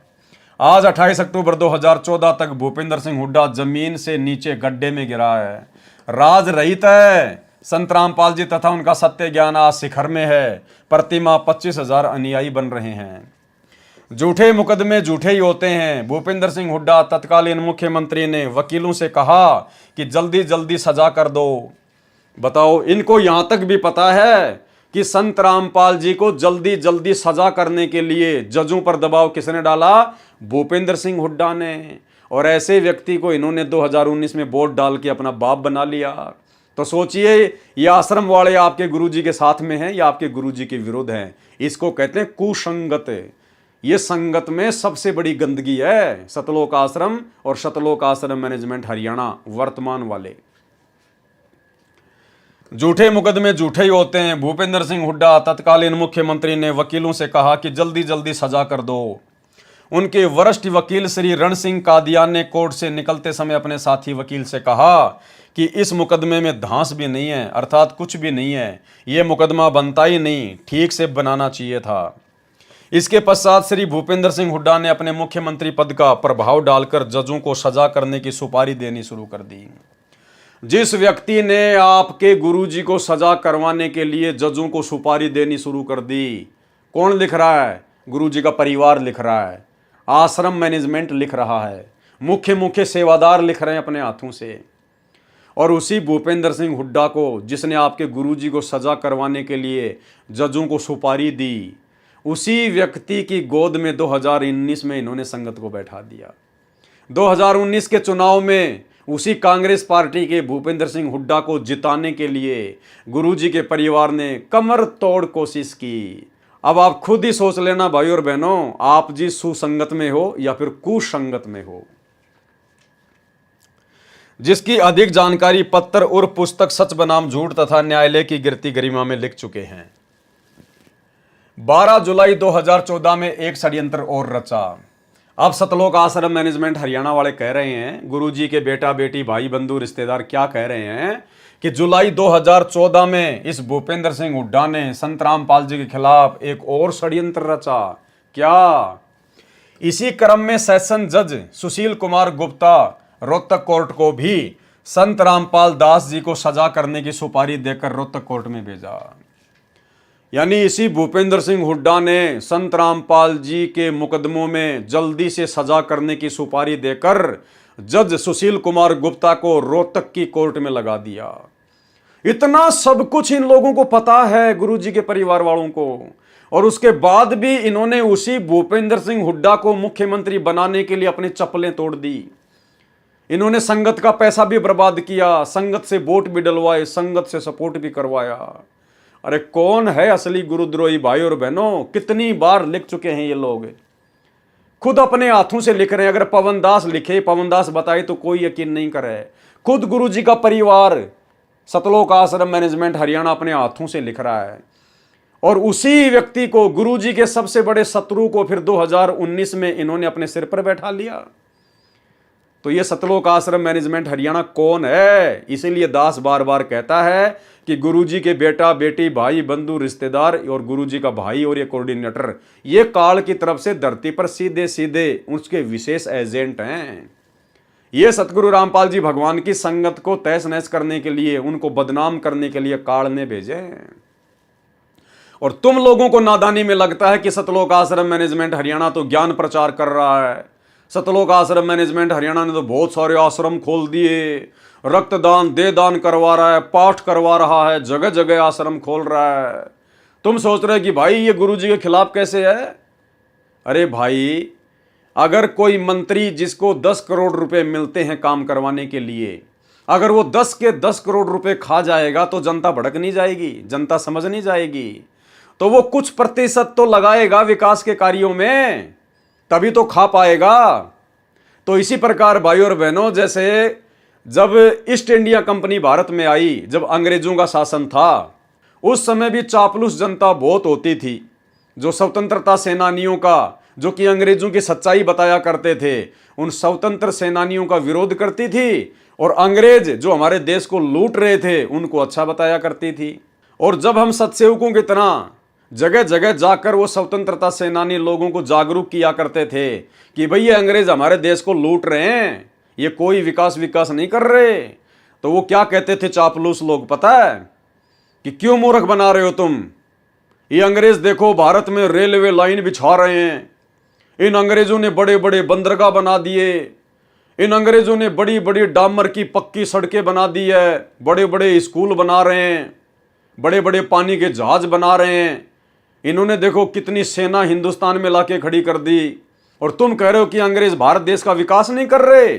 जबकि उन मूर्खों को यह समझ में नहीं आ रहा था कि नालायकों, ये अंग्रेज जो ये लंबी लंबी सड़कें बना रहे हैं, पक्की पक्की सड़कें बना रहे हैं, रेलवे लाइन बिछा रहे हैं, बंदरगाह बना रहे हैं, पानी के जहाज बना रहे हैं, अरे ये तुम्हारे को भिखारी बनाने के लिए बना रहे हैं और अपने स्वार्थ के लिए कर रहे हैं। ये रेलवे लाइन और पक्की सड़कें इसलिए बना रहे हैं ताकि भारत देश से जो कच्चा सामान है वो रेलवे लाइन के माध्यम से, रोड के माध्यम से आसानी से बंदरगाह तक ले जाया जा सके, और बंदरगाह से फिर पानी की जहाज में डाल के इंग्लैंड ले जाया जा सके, और इंग्लैंड से फिर पक्का माल हमारे देश में लाकर और तिगुनी चौगुनी कीमत पर आप और हमारे को ही बेचकर मुनाफा कमाया जाता था। अंग्रेज जो कुछ थोड़ा बहुत विकास कर रहे थे अपने स्वार्थ के लिए कर रहे थे, और उन अनपढ़ और नादान देशवासियों को लगता था कि ये देश का विकास कर रहे हैं। तो भाई इसी प्रकार ये जो सतलोक आश्रम मैनेजमेंट हरियाणा जो जगह जगह जो ये आश्रम खोल रहा है ना, ये अपने स्वार्थ के लिए खोल रहा है। और ये आश्रम, ये करोड़ों रुपए के आश्रम, ये अपने बाप दादाओं की जमीन बेच के या अपनी औरतों के गहने बेच के नहीं बनवा रहे। अरे तुम ही लोगों के खून पसीने की कमाई चूस चूस के बना रहे हैं। तुम लोग इनको फ्री के मजदूर मिले हुए हो। इनका क्या लग रहा है? कुछ नहीं लग रहा। इनके तो पांचों उंगली घी में है। मूर्ख बन रहा तो कौन बन रहा है? तुम बन रहे हो। मर्यादा टूट रही है तो किसकी टूट रही है? तुम लोगों की टूट रही है। तो नादानो, ये तुम्हारे को लूट रहा है काल प्रेरणा से। तुम्हारी मर्यादाएं खंडित करवाई जा रही हैं। तुम्हारा ही जूता और तुम्हारे सिर पे मारा जा रहा है। तुम्हारे पैसे से ये राजनीति कर रहे हैं और तुम्ही से राजनीति करवा कर, राजनेताओं का सपोर्ट करवा कर तुम्हारी मर्यादा तुड़वाई जा रही है। तुम्हारे पैसों से 50-50 लाख रुपए के बैडमिंटन के स्टेडियम बनवाए जा रहे हैं धनाना गांव में। अरे तुम्ही भक्तों के पैसों से, इन कुपात्रों ने तुमसे पैसा लिया, तुमने इन कुपात्रों को दान दिया और तुम्हारे दान का दुरुपयोग अभी ये स्टेडियम बनाने में कर रहे हैं, हॉस्पिटल बनाने में कर रहे हैं, गांव वालों के लिए बसें बनाने में, गुंडों की सीबीआई जांच में, हरियाणा के जाट आरक्षण में। तुम्हारा ही पैसा, तुम्हारा ही जूता तुम्हारे सिर पे मारा जा रहा है और फिर भी तुम्हें लगता है कि ये गुरुजी के मिशन को आगे बढ़ा रहा है। इन्होंने तो गुरुजी के मिशन की अपनी तरफ से तो ऐसी तैसी करके रख दी है। ये ज्ञान गंगा पुस्तक बांटना और बंटवाना, 2-4 टीवी चैनल पे सत्संग चला देना, केवल यही गुरुजी के मिशन को आगे बढ़ाना नहीं है। अरे परमात्मा भगत बनाने आए हैं, मजदूर तो बहुत है परमात्मा के पास में। भगवान को मजदूरों की जरूरत नहीं है, भक्तों की जरूरत है। तो भाई और बहनों, अगर आप इनकी कुसंगति से निकल सकते हो तो निकल जाओ। जब तक गुरुजी नहीं आते हैं तब तक ज्ञान को आधार बनाओ, साथ संगति से जुड़ के अपने गुरु को भगवान बनाओ और घर को आश्रम बनाओ। अन्यथा ऐसे जाओगे इस धरती से जैसे गधे के सिर से सींग जाते हैं। तो इसी क्रम में सेशन जज सुशील कुमार गुप्ता रोहतक कोर्ट को भी संत रामपाल दास जी को सजा कराने की सुपारी देकर रोहतक कोर्ट में भेजा। यानी तुम्हारे गुरुजी के दुश्मन को इसने 2019 में वोट डलवाए, जिसने संत रामपाल जी के मुकदमों में सजा करवाने के लिए रोहतक कोर्ट में स्पेशल जज नियुक्त किया। कुछ विशेष श्री सुशील कुमार गुप्ता जी हिसार शहर में कंज्यूमर कोर्ट में जज लगे थे। सूत्रों का कहना है, यानी इनके पास में कोई सबूत नहीं है, सतलोक आश्रम मैनेजमेंट हरियाणा के पास में इस बात का सबूत नहीं है, इसलिए इन्होंने ये कहा सूत्रों का कहना है, यानी हवाई बात है। सूत्रों का कहना है कि श्री भूपेंद्र सिंह हुड्डा ने पहली शर्त रखी थी कि मेरा एक कार्य है, संत रामपाल जी महाराज का एक मुकदमा नंबर 198/2006 रोहतक कोर्ट में चल रहा है, उसमें 6 महीने के अंदर अंदर सजा होनी चाहिए। किसने कहा? भूपेंद्र सिंह हुड्डा ने। इसी शर्त पर सेशन जज सुशील कुमार गुप्ता ने सेशन जज लगते ही जुल्म ढाने शुरू किए, जिसकी संपूर्ण जानकारी कृपया पढ़ें पेज नंबर 25 से 39 पर। श्री भूपेंद्र सिंह हुड्डा ने हाईकोर्ट के भ्रष्ट जजों को अपना सहयोगी बना ही रखा था। सेशन जज सुशील कुमार गुप्ता ने संत रामपाल दास जी महाराज की कोर्ट में निजी तौर पर उपस्थिति होने से दिनांक 12/2/2014 को स्थायी हाजिरी माफी कर दी। इसने कोर्ट में ओपनली कहा था कि इस मुकदमा नंबर 198/2006 का निपटारा जल्दी करना है, इसलिए बार बार हाजिरी माफी की कोई आवश्यकता नहीं है। हमारे महाराज जी से एफिडेविट लेकर स्थायी हाजिरी माफी कर दी तथा छोटी छोटी तारीख लगाकर अपना वायदा पूरा करना चाहा। इस मुकदमे में 38 मुलजिम बना रखे हैं। भगत विजय दास, अब ध्यान से सुनना भाई और बहनों, भगत विजय दास मानसिक परेशानी के कारण कोर्ट में उपस्थित नहीं हो सका, जिस कारण से गवाहियां नहीं हो सकी। ये कौन है भगत विजय दास? ये वही व्यक्ति है जिसने क्रोथा कांड का रहस्य नामक पुस्तक लिखी थी। अब देखो भाई और बहनों, ये बड़े बड़े भगत आज मेंटल होके घूम रहे हैं। ये बड़े बड़े भगत आज मेंटल होके घूम रहे हैं। क्यों? क्योंकि इन्होंने मनमाना आचरण किया। क्रोथा कांड में भी मनमाना आचरण किया, गुरुजी की एक नहीं मानी, और बरवाला कांड भी मनमाना आचरण किया, गुरुजी की एक सलाह नहीं मानी। अंत में क्या नतीजा निकला? वो बसंत सैनी भी पागल, वर्तमान में रोहतक में उसका इलाज चल रहा है, मेंटल घोषित है, जो आप लोगों को सार शब्द देता है, सार नाम देता है इन आश्रमों में। और ये क्रोथा कांड का रहस्य नामक पुस्तक का लेखक भगत विजय दास, ये भी मानसिक परेशानी के कारण कोर्ट में उपस्थित नहीं हो सका। अरे संत रामपाल जी के भगत को काहे की मानसिक परेशानी? संत रामपाल जी का भगत तो उनसे उपदेश लेने के बाद में मानसिक परेशानी से बाहर निकलता है। और जिन बड़े बड़े भक्तों को बड़ा बड़ा भगत मान के ये नादान संगत उनकी कुसंगति करने जाती है उन आश्रमों में, अरे वो तो खुद मानसिक परेशानियों का शिकार है। अरे ये तो पागल बन के घूम रहे हैं, मेंटल हॉस्पिटल में इन लोगों का इलाज चल रहा है। तुम किन लोगों के पास जा रहे हो? किन पागलों के पास जा रहे हो तुम? ये खुद बड़े बड़े भगत अपने हाथों से लिख रहे हैं अपनी आप बीती। तो भैया घर बैठ के भक्ति कर लो, अगर भगवान चाहिए तो। नौटंकी करनी है तो बात अलग है। भगत विजय दास मानसिक परेशानी के कारण कोर्ट में उपस्थित नहीं हो सका, यानी वो घर से भाग गया, पागल हो गया। लोग उसको ढूंढ रहे थे लेकिन वो मिल नहीं रहा था, जिस कारण से वो कोर्ट में नहीं जा पाया, जिस कारण से गवाहियां नहीं हो सकी।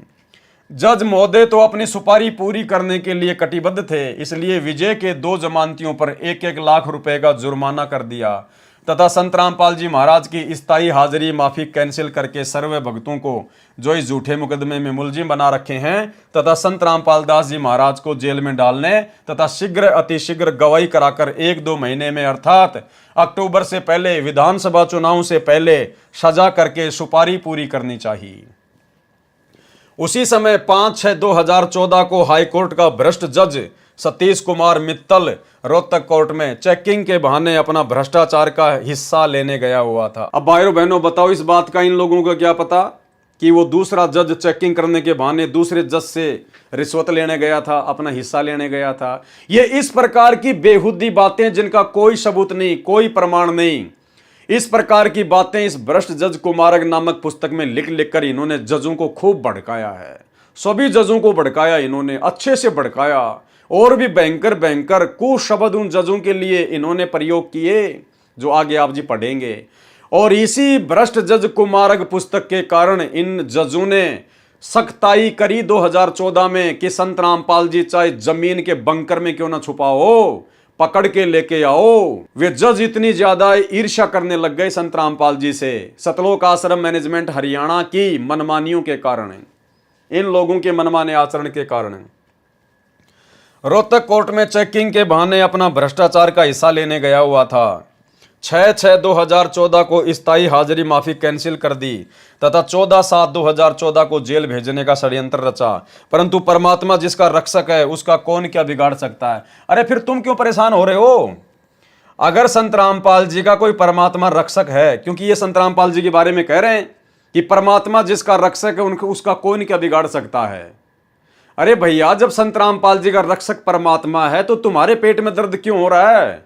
फिर तुम क्यों इतनी भागादौड़ी कर रहे हो? तुम क्यों इतनी टेंशन ले रहे हो? फिर तुम क्यों जजों को भड़का रहे हो? ये अनाप शनाप पुस्तकें लिख रहे हो। एक तरफ तो तुम कह रहे हो कि जज चाहे कुछ भी कर ले, जिसका परमात्मा रक्षक है उसका कौन क्या बिगाड़ देगा, यानी तुम्हारे अनुसार संत रामपाल जी का रक्षक है वो कबीर है, और संत रामपाल जी का कौन क्या बिगाड़ देगा। अरे भाई, जब तुम्हें पता है कि संत रामपाल जी का रक्षक परमात्मा है और परमात्मा के रहते सहते संत रामपाल जी का कोई जज कुछ भी नहीं बिगाड़ सकता, फिर तुम्हारे पेट में दर्द क्यों हो रहा है? फिर क्यों तुमने राष्ट्रीय समाज सेवा समिति बनाई? क्यों तुमने ये 3-3 पुस्तकें लिखी उन जजों के खिलाफ? क्यों ऐसे ऐसे अभद्र शब्द लिख के तुमने उन जजों को भड़काया? बरवाला कांड करने के लिए क्यों तुमने जजों को प्रेरित किया?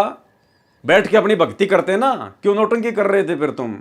लेकिन भाई और बहनों, जब जीव काल प्रेरित हो जाता है तो फिर वो बैठ नहीं सकता, फिर वो काल उसको प्रेरणा करता रहेगा, और काल की कुप्रेरणा से फिर वो सारे मनमाने आचरण करता है। और इन्हीं मनमाने आचरणों का नतीजा ये बरवाला कांड। आज 10 साल से जो गुरुदेव भगवान जेल में बैठे हुए ना, अपने इन्हीं नालायक शिष्यों और अपने परिवार की महागलतियों के कारण, इन्हीं के अहंकार के चलते 6/6/2014 को स्थायी हाजिरी माफी कैंसिल कर दी तथा 14/7/2014 को जेल भेजने का षड्यंत्र रचा, परंतु परमात्मा जिसका रक्षक है उसका कौन क्या बिगाड़ सकता है। तत्कालीन मुख्यमंत्री सहित सर्व भ्रष्ट जजों को मुंह की खानी पड़ी। अधिक जानकारी आप जी इस पुस्तक में पढ़ें। भूपेंद्र सिंह हुड्डा झूठा तथा कृतघ्नी व्यक्ति है। कौन लिख रहा है?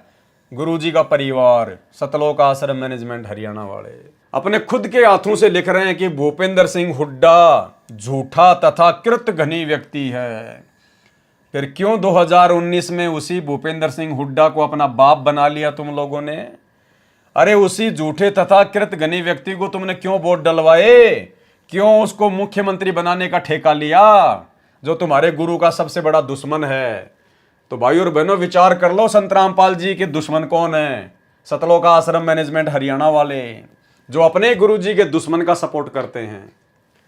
एक अन्य प्रमाण, जब अत्याचारी तत्कालीन मुख्यमंत्री भूपेंद्र सिंह हुड्डा जी सर्व ताकत असफल रही तो इसने मित्र बनकर अपने घटिया उद्देश्य में सफल होने की सोची। 18 जून को डीजीपी सीआईडी श्री अनंत सिंह ढुल का फोन भगत रविंद्र दास जी पूनावाले के पास आया, जो पहले से ही डीजीपी का मिलने वाला था। वही रविंद्र डाका जिसकी 400-500 गाड़ियां चलती हैं, जिसका महाराष्ट्र में ट्रांसपोर्ट का काम है, उसके पास में फिर क्या हुआ? डीजीपी का फोन आया रविंद्र डाका के पास में, जो कि संत रामपाल जी का भगत है। यानी फिर मुख्यमंत्री भूपेंद्र सिंह हुड्डा ने एक और चाल चली कि दूसरे तरीके से संत रामपाल जी के भक्तों को थोड़ा सा शांत किया जाए। 18 जून को डीजीपी सीआईडी श्री अनंत सिंह ढुल का फोन भगत रविंद्र दास जी पूनावाले के पास आया, जो पहले से ही डीजीपी का मिलने वाला था। अरे क्या मिलना भाई, काहे की यारी दोस्ती रिश्तेदारी? क्या मतलब था डीजी से, आईजी से, इनसे दोस्ती करने का? ये भक्ति मार्ग में चलता है क्या? भाई और बहनों, शिक्षा लेनी है, शिक्षा। देखो, जिसकी जैसी भावना होती है, जिसकी जैसे पिछले पुण्य होते हैं, संस्कार होते हैं, कर्म होते हैं, परमात्मा उसी आधार से उस आत्मा को वर्तमान में सुख देता है यहाँ के काल के। आप और हमारे भाग्य में यदि सुख हैं, ढेर सारे सुख हैं, तो भी अपने गुरुदेव भगवान से रोजाना यही विनती किया करो कि गुरुजी, यदि मेरे भाग्य में, मेरे संस्कार में आवश्यकता से ज्यादा इस काललोक के सुख हैं तो परमात्मा आप उनको कैंसिल कर देना। हे मालिक, मुझे तो इसी जन्म में सतलोक जाना है, मेरे परमात्मा साईं इतना दीजिए जिसमें कुटुंब समाव, हम भी भूखे ना रहें, साधु ना भूखा जाए। हे परमेश्वर, यदि इस काललोक में आवश्यकता से अधिक सुख हो गए तो परमात्मा में भक्ति कर ही नहीं पाऊंगा। मैं भक्ति पर लगा अवश्य रहूंगा, लेकिन मेरे भाव आपके चरणों में वैसे नहीं होंगे जिस भाव के चलते मेरी मुक्ति होनी हो। भाइयों और बहनों, विचार करो, जिस रविंद्र ढाका के 500 ट्रक चलते हों, जिस भगत के 500 कैंटर हों, इतना बड़ा ट्रांसपोर्ट का काम हो, जिस अकेले भगत के 500 ट्रक चलते हों, क्या वो भगत कभी भक्ति कर सकता है? क्या वो भगत इसी जन्म में सतलोक जा सकता है? अरे कितनी परेशानी झेल रहा होगा। अरे विचार करो, आप में से कितने भगत होंगे जिनके पास केवल एक ही टेम्पू होगा। एक टेम्पू, एक ट्रक का चौथा हिस्सा होता है एक टेम्पू। आप में से कितने भगत हैं जिनके पास खाली एक छोटा सा टेम्पू है, और उस टेम्पू को लेकर आप जी कितने परेशान रहते हैं। कभी पंचर हो गया, कभी पुलिस वाले ने पकड़ लिया, कभी उसकी फिटनेस करवानी, कभी उसके टायर बदलवाने, कभी इंजन ने काम मांग लिया, कभी आरटीओ ने पकड़ लिया, आज काम नहीं मिला। कितनी टेंशन रहती है आपको उस एक छोटे से टेम्पू को लेकर। और भाई, जिसके 500 ट्रक चलते हो, फिर उसको तो कहां कहां सेटिंग करनी पड़ती होगी। आरटीओ में बड़े बड़े अधिकारियों के साथ में उठना बैठना है, होली दिवाली पे उनको जो है वो गिफ्ट वगैरह देना, उनकी हर बात को मानना, चाहे मर्यादा टूटे या ना टूटे, क्योंकि भाई अपना धंधा चलाना है। ट्रांसपोर्ट का काम है, 500 ट्रक कोई भगत बन के थोड़ी चला सकता है। भगत बन के तो आप जी पूरी मर्यादा में रह के तो आप एक छोटा सा टेम्पू नहीं चला सकते वर्तमान में, एक टेम्पू। तो तभी तो ये डीजीपी जैसे लोगों के साथ में उसकी जानकारी उसका मिलने वाला, जबकि भगत का क्या मतलब है। परमात्मा तो कहते हैं अगर भगत अगर मर्यादा में है तो भगत का जगत का तो 36 का आंकड़ा होता है, 36 का आंकड़ा। तो रविंद्र ढाका जी के बड़े बड़े अधिकारी, बड़े बड़े प्रशासनिक लोग, राजनेता लोग मिलने वाले, तो कहां मर्यादा है। भाई और बहनों, भगवान से हाथ जोड़ के प्रार्थना करना कि परमात्मा मेरे भाग्य में भी हो तो भी मत देना। हे परमात्मा, अगर मेरा वर्तमान में काम ज्यादा है और यदि आप जी उचित समझते हैं तो परमात्मा मेरे इस काम को भी कम कर दो। मुझे तो भक्ति करनी है। 2 टाइम की रोटी परमात्मा आप दोगे, ये धंधा नहीं देगा। धंधा तो केवल एक माध्यम है, एक निमित्त है। तीनों लोकों में प्रवेश करके सबका भरण पोषण करने वाला जब समर्थ हमारा गुरु है तो हमने काहे की टेंशन। अरे काहे की 100 गाड़ी चलाने की आवश्यकता है, काहे की 500 गाड़ियां चलाने की आवश्यकता है। ये भगवान, जिसके 500 गाड़ियां चलती हो उस आदमी को कितनी टेंशन होगी। भाई वो तो खाना भी ढंग से नहीं खा पाता होगा, मंत्र क्या खाक करेगा ध्यान से, आरती क्या खाक करेगा। तो सोचो भाई और बहनों, विचार करो, ये परमात्मा इतना सारा खुलासा क्यों करवा रहे हैं।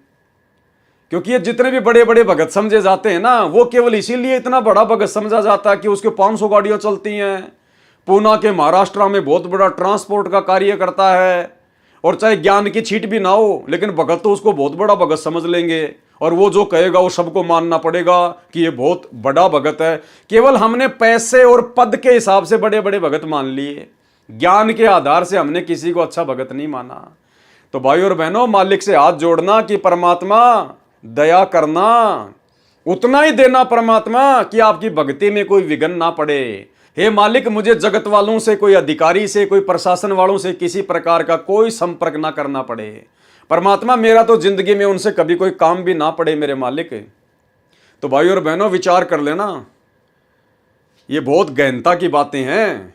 ये सतलोक जाने के लक्षण नहीं है 500 ट्रक चलाना, 100 ट्रक चलाना, लंबा चौड़ा काम बढ़ाना, काम को आगे से आगे बढ़ाते जाना। इस भक्ति मार्ग में उपदेश लेने के बाद अगर ज्ञान समझ में आ गया और पहले से काम बढ़ा हुआ है उसको भी कम करो, उसको भी कम धीरे धीरे नीचे लेके आओ, ताकि ज्यादा से ज्यादा समय परमात्मा की भक्ति को दे सकें।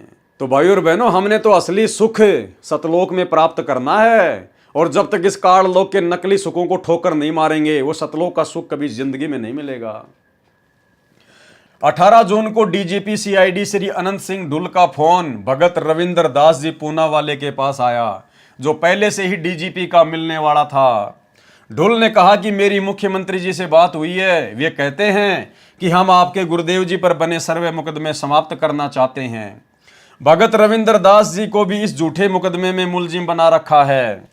भगत रविंद्र दास ने मुख्य भगतों के साथ सभा में सर्वे बात बताई। उसमें निष्कर्ष निकला कि यह एक नया षड्यंत्र रचा जा रहा है। शिक्षा लेनी है भाई और बहनों, शिक्षा। हमें कोई मतलब नहीं है इन सब बातों से, लेकिन हमने शिक्षा लेनी है कि हमारे जो पुराने गुरु भगत भाई बहन हैं, वो कितना अपने गुरु जी को समझ पाए, वो कितना भक्ति कर रहे थे, वो कितना मर्यादा में थे, वो काल के हत्थे चढ़े हुए थे या सतगुरु रामपाल जी के भगत बनकर भक्ति कर रहे थे। मनमानी, सतगुरु के रहते सहते मनमानी, ये प्रमाण है। भगत रविंद्र दास ने मुख्य भगतों के साथ सभा में सर्वे बात बताई। उसमें निष्कर्ष निकला कि यह नया षड्यंत्र रचा जा रहा है। गुरुजी से कोई बात नहीं, गुरुजी से कोई विचार विमर्श नहीं। रविंद्र ढाका ने मुख्य भगतों के साथ में मिलकर मीटिंग बुलाई और खुद भगतों ने मिलकर बैठकर ही निष्कर्ष निकाल लिया कि भाई ये नया षड्यंत्र रचा जा रहा है, हमने कोई बात नहीं करनी है भूपेंद्र सिंह हुड्डा से। कोई गुरुजी का जिक्र नहीं, कोई गुरुजी से बातचीत नहीं, कोई गुरुजी से विचार विमर्श नहीं। क्योंकि जब सतलोक आश्रम वालों ने 2010 में राष्ट्रीय समाज सेवा समिति बनाई थी, तो दास ने आपको उसका पॉइंट नंबर 12 पढ़ा दिया, दिखा दिया उन्हीं के हाथों से लिखे हुए उनके संविधान में कि हम राष्ट्रीय समाज सेवा समिति वाले संत रामपाल जी से किसी भी कार्य में कोई दिशा निर्देश नहीं लेंगे। स्पष्ट हो गया। और फिर खुद इनके हाथों से लिखा हुआ आप जी पढ़ लो, दोनों बातें मेल कर गई। इन्होंने अपने संविधान में भी लिखा हुआ है और यहां वैसा ही आचरण ये लोग करते आ रहे हैं। कितनी मनमानियां दास ने आपको इनकी गिना दी, इन्हीं के हाथों से लिखी हुई पुस्तक भ्रष्ट जज कुमारक के अंदर। तो ये होता गुरु को मानुष मानना, गुरु जी को अपने जैसा जीव मानना, गुरु जी की बातों को महत्व ना देना। और इसी का नतीजा आगे चल के निकला बरवाला कांड। और आज आप ऐसे मनवश लोगों की कुसंगति कर रहे हो इन सतलोक आश्रमों में जाके। ये खुद तो डूबे हुए हैं, तुम्हारे को भी ऐसी जगह पे डुबोएंगे जहां पे तुम्हें कोई बचाने वाला नहीं मिलेगा। भगत रविंद्र दास ने मुख्य भगतों के साथ सभा में सर्वे बात बताई, जबकि बात बतानी चाहिए थी संत रामपाल जी को। अपने गुरुजी के पास में जाता सीधा कि गुरुजी ऐसी ऐसी बात है, मेरे पास में फोन आया है, क्या करना है। लेकिन गुरुजी का तो कोई लेना देना नहीं है, बाढ़ में जाओ गुरुजी, ये तो खुद ही गुरुजी बन रहे हैं। भगत रविंद्र दास ने मुख्य भक्तों के साथ सभा में सर्वे बात बताई। उसमें निष्कर्ष निकला कि यह नया षड्यंत्र रचा गया है। श्री भूपेंद्र जी की सर्व घटिया चाल फैल हो चुकी है। अब विश्वास में लेकर हमें जेल भिजवाना चाहता है कि भगत ये जानकर विश्वास कर लेंगे कि केस तो वापस हो ही जाने हैं, जेल से भी मुक्त हो जाएंगे। तो भाई और बहनों, हाथ कंगन को आरसी क्या, पढ़े लिखे को फारसी क्या। अब अगर कोई मंद बुद्धि से मंद बुद्धि व्यक्ति होगा संगत में भगत, वो तो इन बातों को समझ नहीं पाएगा, वो तो इन बातों पे विचार कर नहीं पाएगा। और वो तो उसी काल के फेंके हुए जाल में, इन सतलोक आश्रमों में गुरुदेव भगवान की गैर हाजिरी में जाकर उन कुपात्रों को, इन काल एजेंटों को, गुरुजी के परिवार वालों को, बड़े बड़े भक्तों को, इन आश्रम वालों को ज्योति पाठ और दान का पैसा देकर काल के जाल में फंसा रह जाएगा। और जो परमेश्वर की अच्छी आत्मा होंगी, जो परमात्मा प्रेमी आत्मा होंगी, जो अपने आत्म कल्याण के लिए ज्ञान को आधार बनाकर भक्ति कर रही होंगी, भाई वो आत्मा तो सावधान हो जाएंगी कि भाई हम क्या जाने संत रामपाल जी का परिवार, हम क्या जाने बड़े बड़े भगत होंगे अपनी जगह अपने लिए कर रहे हैं, हमें क्या लेना देना। हमने ज्ञान सुना संत रामपाल जी का अपने आत्म कल्याण के लिए, नाम लिया संत रामपाल जी का अपने आत्म कल्याण के लिए, मर्यादा दे रखी संत रामपाल जी ने जो हमें निभानी है, और पेट भरना हमने अपनी मेहनत करके। फिर गुरु जी के परिवार की चापलूसी क्यों करें। और दान धर्म दिया जाता अपने गुरुजी को, क्योंकि सुपात्र को दान दिया जाता है। सुपात्र धरती पर केवल सतगुरु रामपाल जी हैं। वर्तमान में गुरुजी जेल में बैठे हैं, उनको 2 टाइम का खाना, 2 जोड़ी कपड़े हरियाणा प्रशासन दे रहा है। हमारा अरबों खरबों का ये दान कहाँ जा रहा है? इन कुपात्रों के हाथ में, गुरुदेव के परिवार वालों के हाथ में, इन बड़े बड़े समझे जाने वाले मंदबुद्धि भक्तों के हाथ में, जो तुम्हारे दान का तुम्हारी आंखों के सामने उल्टे कर्म करके सरेआम दुरुपयोग कर रहे हैं। तो भाई समझदार भगत तो अपनी भक्ति बचा लेगा और आने वाले महाविनाश के समय में अपनी दुर्गति करवाने से बच जाएगा। अन्यथा भैया दुर्गति तो आंखों के सामने खड़ी है, दरवाजे पर खड़ी है, बच नहीं पाओगे। ये परमात्मा जबरदस्ती किसी का हाथ नहीं पकड़ेगा, काल के साथ इसका एग्रीमेंट है। अगर मर्यादा तोड़कर भक्ति पर लगे हुए भक्तों को भी अगर ये बचाएगा तो भाई फिर आने वाले समय में मर्यादा कौन निभाएगा? फिर कौन भक्ति को महत्व देगा कि यार भक्ति करो ना करो, चाहे कैसे भी कर लो, मर्यादा में रहो ना रहो, गुरुजी तो सबको बचा लेते हैं। फिर कौन मर्यादा निभाएगा मेरे भाई? भक्तों विचार कर लेना, अगर बचोगे तो तुम्हारी यदि बैटरी चार्ज है थोड़ी बहुत, यदि तुम्हारे पास में भक्ति है तो तुम्हारी भक्ति से बचोगे। बाकी वर्तमान में 90% संगत ना मर्यादा में है, ना किसी का नाम सही है। सबके ऊपर काल बैठा हुआ है, क्योंकि सबके सब सतलोक आश्रम मैनेजमेंट हरियाणा की कुसंगति के शिकार हैं। और कुसंगति का शिकार कैसे हुआ जाता है, आपको इस वीडियो की शुरुआत में जो पीला पर्चा सतलोक आश्रम मैनेजमेंट हरियाणा वालों ने निकाला है, भगत लक्ष्मी नारायण दास का, जिसको ठग घोषित कर दिया गया, जिसको फ्रॉड घोषित कर दिया गया, जो कि बहुत बड़ा कथावाचक था, हजारों शिष्यों को छोड़कर संत रामपाल जी की शरण में आया, और आज उसको पीला पर्चा निकाल के संगत से बेदखल कर दिया गया है कि ये बहुत बड़ा ठग है, ये फ्रॉड है, इसको कोई पैसा ना दे। अरे भैया उसकी क्या गलती बेचारे की? उसने देख लिया कि मेरे से बड़े बड़े ठग तो इन आश्रमों में बैठे हुए हैं। जो काम मैं पहले करता था ठगी का, वो काम आज ये नाम लेने के बाद भी कर रहे हैं, और फिर भी इनका कुछ नहीं बिगड़ रहा, तो मेरा क्या बिगड़ेगा? उसने भी कर दिया होगा अपना ठगी का काम शुरू। तो ये होता है कुसंगत का नतीजा। अगर वो अच्छी आत्मा सात संगति से जुड़ जाती तो भाई और बहनों आज वो परमात्मा से दूर ना होती। तो संगत कुसंगत का कितना बड़ा प्रभाव पड़ता है भगत के आध्यात्मिक जीवन में।